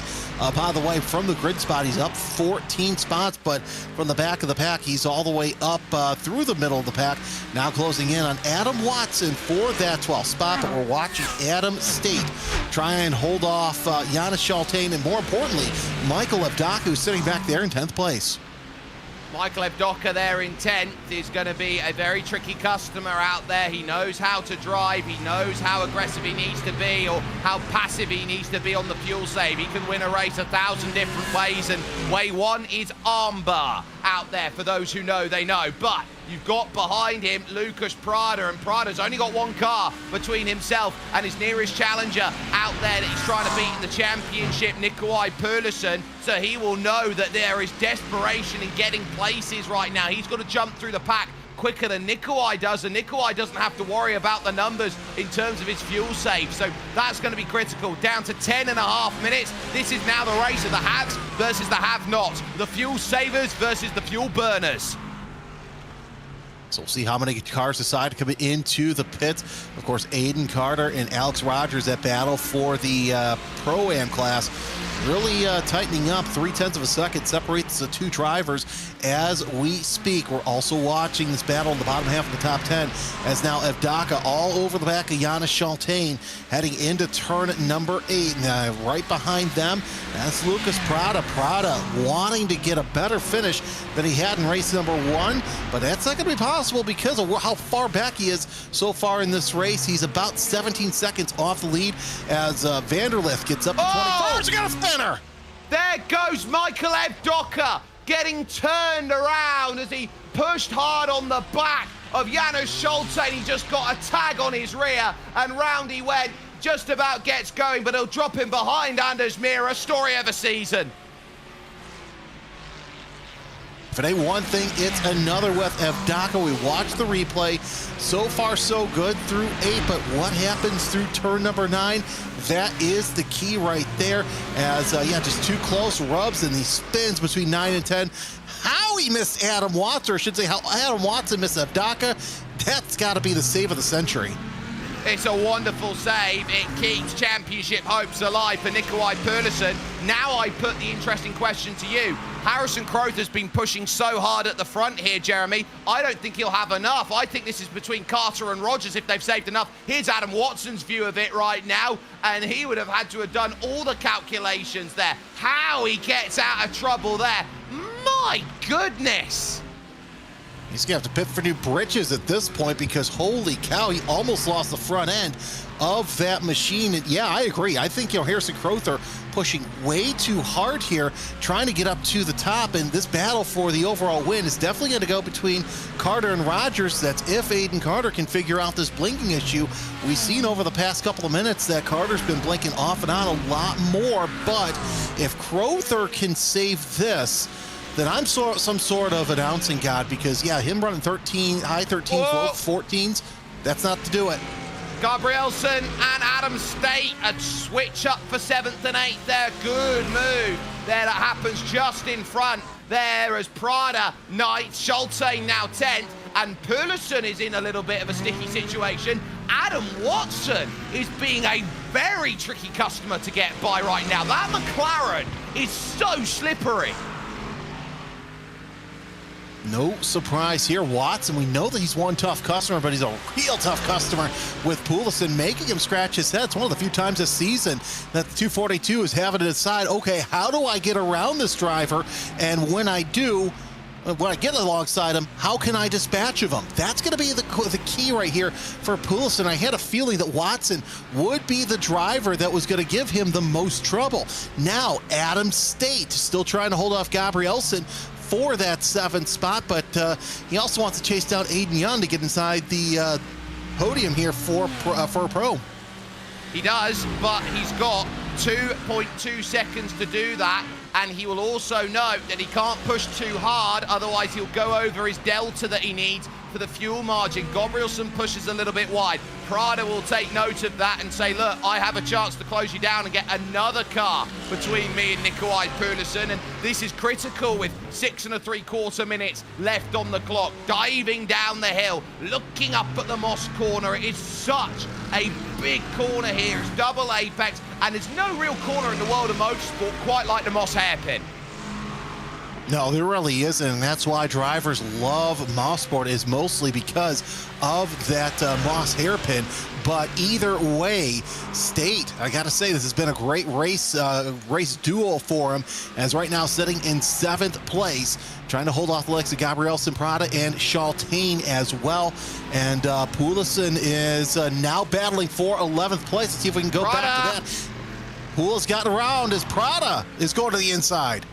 Having to fight with Leander Gabrielson. Here comes the run through turn 1. He'll be on the wrong side of the road for turn 2. Does Gabrielsen yield out there? He'll have to, because there's clearance through turn 1. Lovely stuff by Lucas Prada. Needed that pass. He's got it. Watson's lost his place to Perlison, and now Perlison can eye up Janos Schulte, the AM Championship leader, and say, look, I need to get by. I've got to catch the next one in the train. He's running like James Bond through the carriages.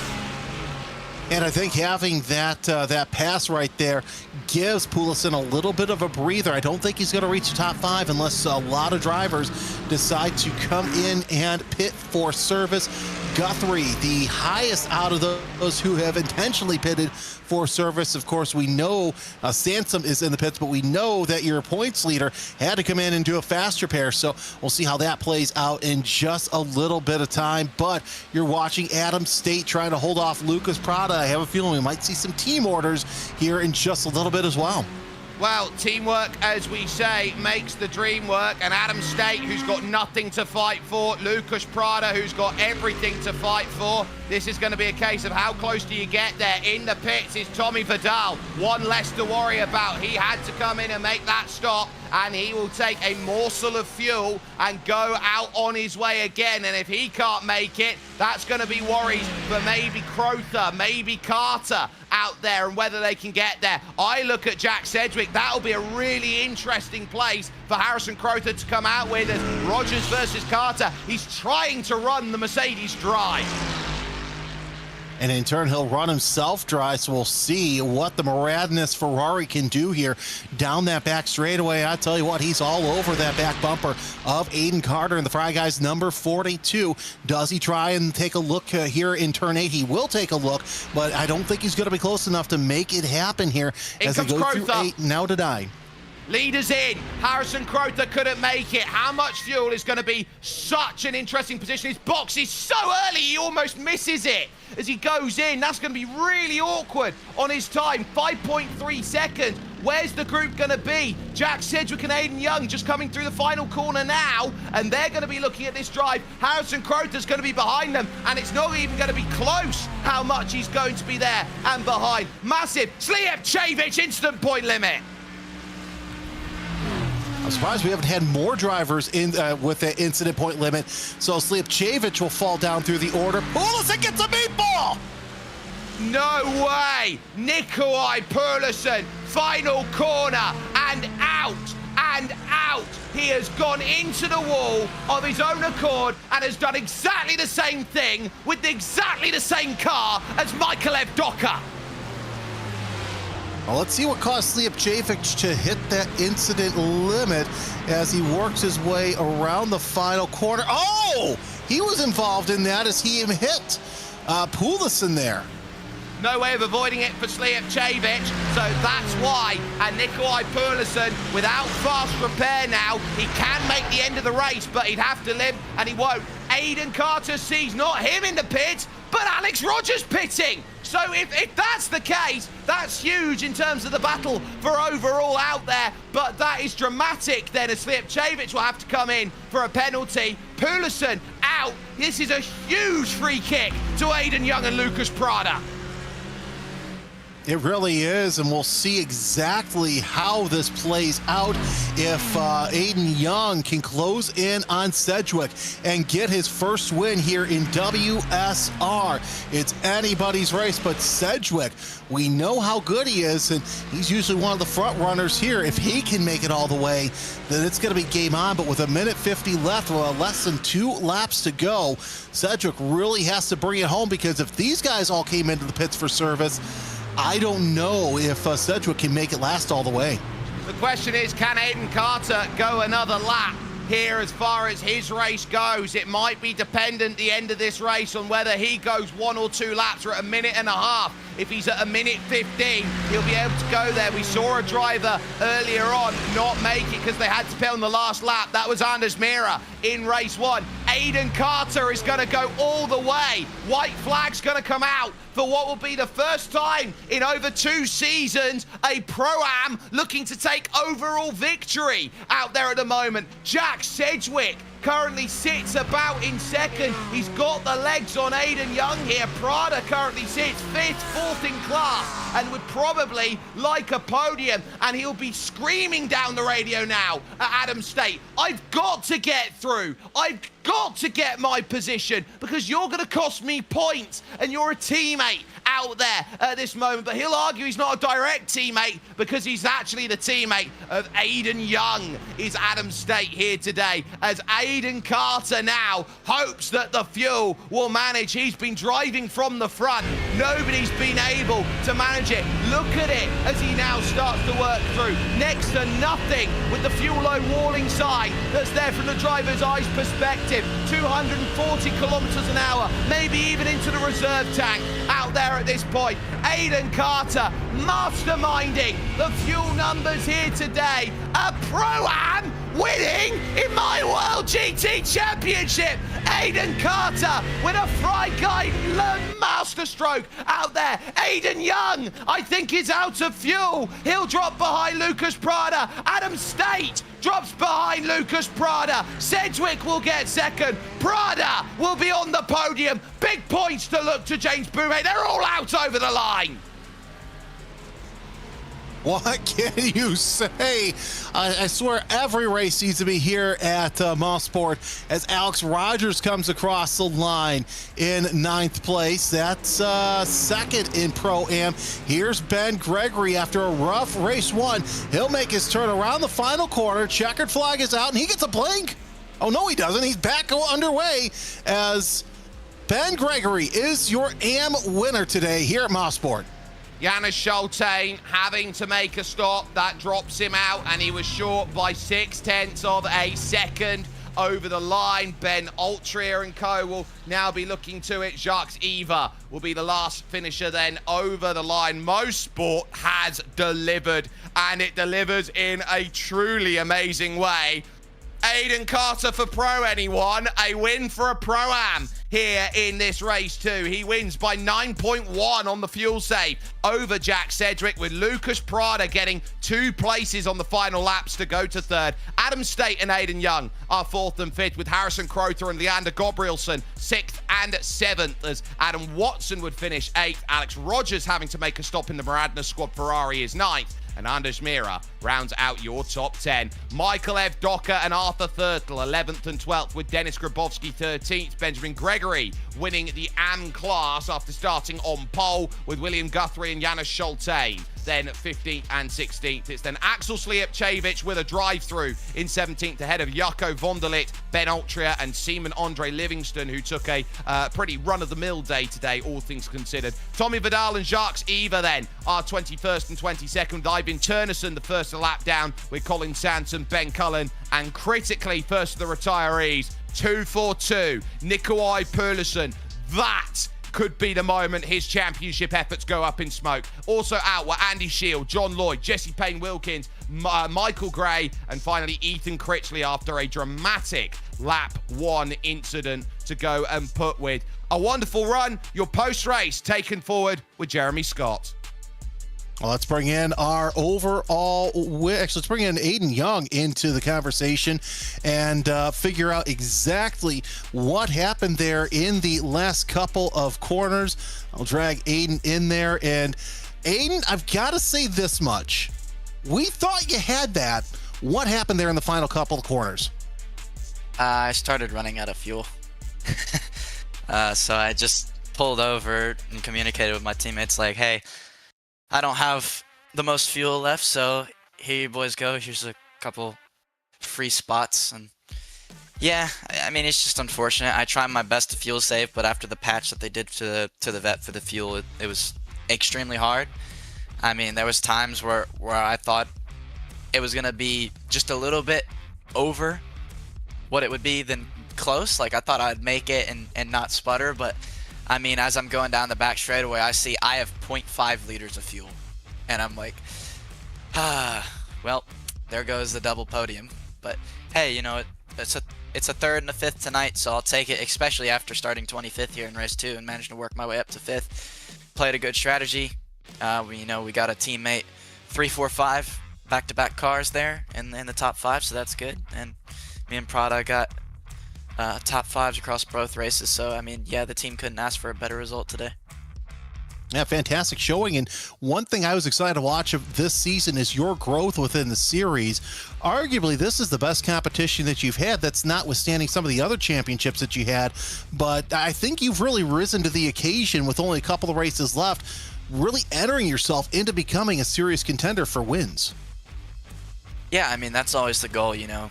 You take a little bit of experience out of every season you do from, you know, other cars and whatnot, and you try to apply it to everywhere you go. So the last time I did a World GT season, I tried to use the knowledge from that season and put it into here, and, you know, we tried to build upon it. And because back in that season, my goal was just top 5s, and, you know, now I've got 2, 3 podiums under my wing this season. You know, now the goal is shifting more towards the race win. I know I have the pace, I've got the car, and I've got the team to do it. So it's going to come down to me just being able to put it together, and, you know, I think I can. And I got close today. It didn't work out with the fuel. Well, either way, congratulations. We'll see you next week at Miami, and let's go try for that win. Yeah, see you guys next week. Aiden Young in the pro category. We'll bring in our overall, actually it's Ben Gregory. We'll bring in our AM winner, I should say, is Ben. Gotta say, tough luck in race 1, but race 2, you really made it through. Congratulations. Thank you. Yeah, honestly, that was great. I'm not that upset with the spin either, because I felt like race 1, I knew I had the pace, and like I was actually ahead of some of the faster AM drivers, and I was like, oh sweet. It was my own fault when I spun out, and I got on the power too hard. Bit sorry to Aiden because he actually got caught up and it wasn't contact until he hit me half broadside. But yeah, I was quite lucky with the reverse grid, getting the pole, and I'd seen other people fuel save to the end, so I thought, let's go, try it, hope for the best.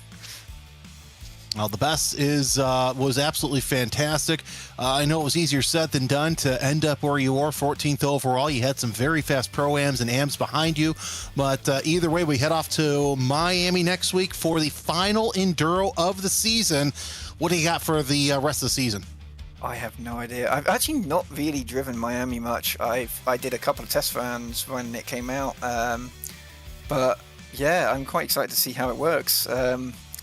I don't know how this car's going to behave because it's quite good in high downforce, but I don't think it's going to be great in a straight line.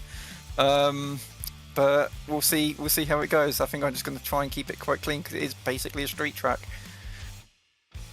Yeah, it really is. Ben, congratulations. We'll see you next week. Thank you very much, guys. And we'll pull Ben out. We'll bring in Aiden Carter's teammate, Janis Schaltane, race 1 winner in the AM category. I'll tell you what, that was a fantastic race with you up there battling with the rest of the pros and the Pro-Ams there for a while. Yeah, I had a lot of fun today. I did not expect to be competing with AMs and with Pro-Ams and Pros, but luckily the tow does give you quite a lot of advantage if you're in the tow, so it was a fun race. I liked it. Well, it seems like that Motorsport was just a Fry Guys track because both you and Aiden were really good in race 1 and pretty darn good in race 2 as well. What is it about this track that made you guys so good? To be honest, I really don't know what it is because I struggled quite a lot in the practice before this because there was not really much grip. But yeah, I guess just Merck likes this track, and sitting in the slipstream was a good cause. So I guess that's why I kept up quite a bit. And of course, you had to come down for some service there near the end, but was trying to stay out there and not have to pit. Was that the strategy here today? For me, not. I knew it was possible because Aiden was doing it, but I thought I'd just go flat out, and especially with me being in the slipstream quite a lot, I really thought it would have been enough. But then, yeah, Ben came out ahead of me with like a second. And I was a bit shocked because I really did not see it coming. And then I saw, he didn't pit yet. And I really thought he was still going to pit. But yeah, then coming to the end, it became clear he was not gonna pit, and he did also fuel save. So it was a bit painful, but yeah, still P2, so nothing to complain about. Well, Giannis, congratulations. We'll see you next week out at Miami. Thank you. Good night, guys. And we will bring in Giannis's teammate, Aiden Carter. Aiden, you're Hello. not helping. You're not helping the Aiden for Pro cause here. Come on. I knew that was going to be the messages I would get immediately after that race. Fantastic drive. First time in 2 years we've had a Pro-Am that basically took all we saw on the last couple of corners. So you had the low fuel light. How nervous were you on that final lap? On the final lap, I was absolutely fine. I'd started the lap with about 2.8 laps of fuel, 2.8 liters of fuel left, so that was plenty enough to get me to the line. So I did a lot of the hard work at the start. So by the end, I was a lot calmer. But either way, I mean, between you and Alex Rogers going back and forth, we thought that it was going to be a race between you two. And then once Alex Rogers pitted, what were your thoughts? Was it, oh no, this is it? Or do I just keep going full send? I was hoping and praying that Alex would pit, if I was completely honest. I knew that I was going to be able to get to the end from that point, but I had no idea what Alex was doing in terms of fuel saving. So I was praying that he was going to pit at some point, and then when he did pit, the way, because of the pit entry, I thought he was going for a dive ball move on me at the last corner. So I went to defend it, and then realised he was going in the pit lane, which was a sigh of relief for me. Well, either way, a nice little warm-up to tomorrow night where you go run at Thruxton. Yeah, looking forward to that one. I really enjoy Thruxton, and it's in the TCRs, isn't it? So I really enjoy the TCRs as well. So yeah, that'll be good fun. Yeah, can't wait to see that. Aiden, congratulations. What a fantastic race he had being the first Pro-Am winning overall in 2 years. Thank you very much. And last but not least, we will bring in the driver that Aiden was referencing, Alex Rogers, who in my opinion, Alex, you had the race of race 2 if it weren't for Aiden Carter, because you two were just going tooth and nail all race long, and even in race 1, absolutely fantastic. Yeah, shout out Aiden, honestly. He drove a great race because he had the fuel under control, which was something there's a bit of an oversight from me. I know there's a few guys that kind of went for the no stop. He was one of them and maintained great pace. So yeah, he had me tucked up, to be honest, in race 2. He knew what he was doing. So but yeah, really good fun again. So yeah, it was really good. And of course, this being the home track of your team owner, Daniel Morad, how much work did you guys put into this race, knowing that Daniel knows this track so well? I mean, the Morad guys have been great since I came on board, because I think I'm the only European-based guy. They've been really welcoming, really helped me out with loads of stuff. So yeah, I knew I had to put some type of performance on, because it'd be a bit disappointing for him, wouldn't it? But yeah, they've been brilliant since I jumped on board. So yeah, really good. Either way, we got a week off, and then we're heading off to the south of Florida, where Miami International Autodrome hosts the final Enduro of the year. What are you looking forward to most? Because now you don't have to worry about one pit stop, just multiple. Yeah, I think that's going to make it a bit more straightforward. So maybe just focus on trimming the fuel a little bit and just save a little bit of fuel where you need to, and the rest is just making your places and settling into the race. So yeah, looking forward to Miami because I like it, so it should be fun. Alex, fantastic races that you had here at Motorsport. Congratulations. We'll see you in a couple weeks. Thank you, gents. See ya. And that does it for our interviews here. As we mentioned, we've got an off week, and then we head straight to Miami. Mr. 305 won't be here, but we will. It will be the Enduro, the final one of the season, Monday, May 18th at 8 p.m. GMT, 3 p.m. Eastern Daylight Time.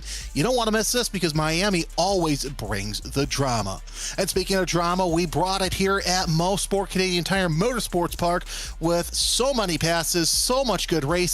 And quite frankly, I think this was some of the best racing that we've seen in WSR, and that's hard to say because any track we go to, this series always produces. For my booth partner, Jake Sperry, Romero Cisneros, making us sound oh so good back in Mission Control. My name's Jeremy Scott. Thanks for watching us here on RaceSpotTV, and remember to always keep it pointed forward, keep it between the ditches, and always keep it greasy side down. We'll see you in a couple weeks from Miami International Autodrome.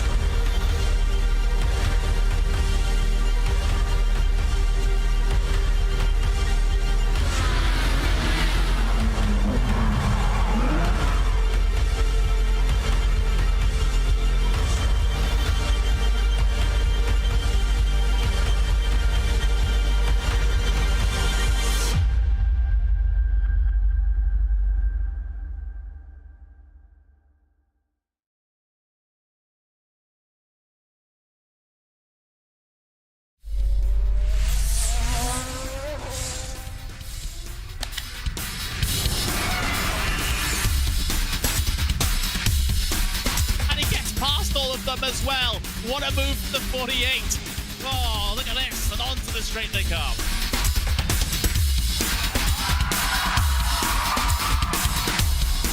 Brilliant move there from the number 40 to make it through. That left-hander sliding up the inside, going up now over Hawthorne Hill, down Pilgrim's Drop, and it's brilliant stuff here at Brands Hatch.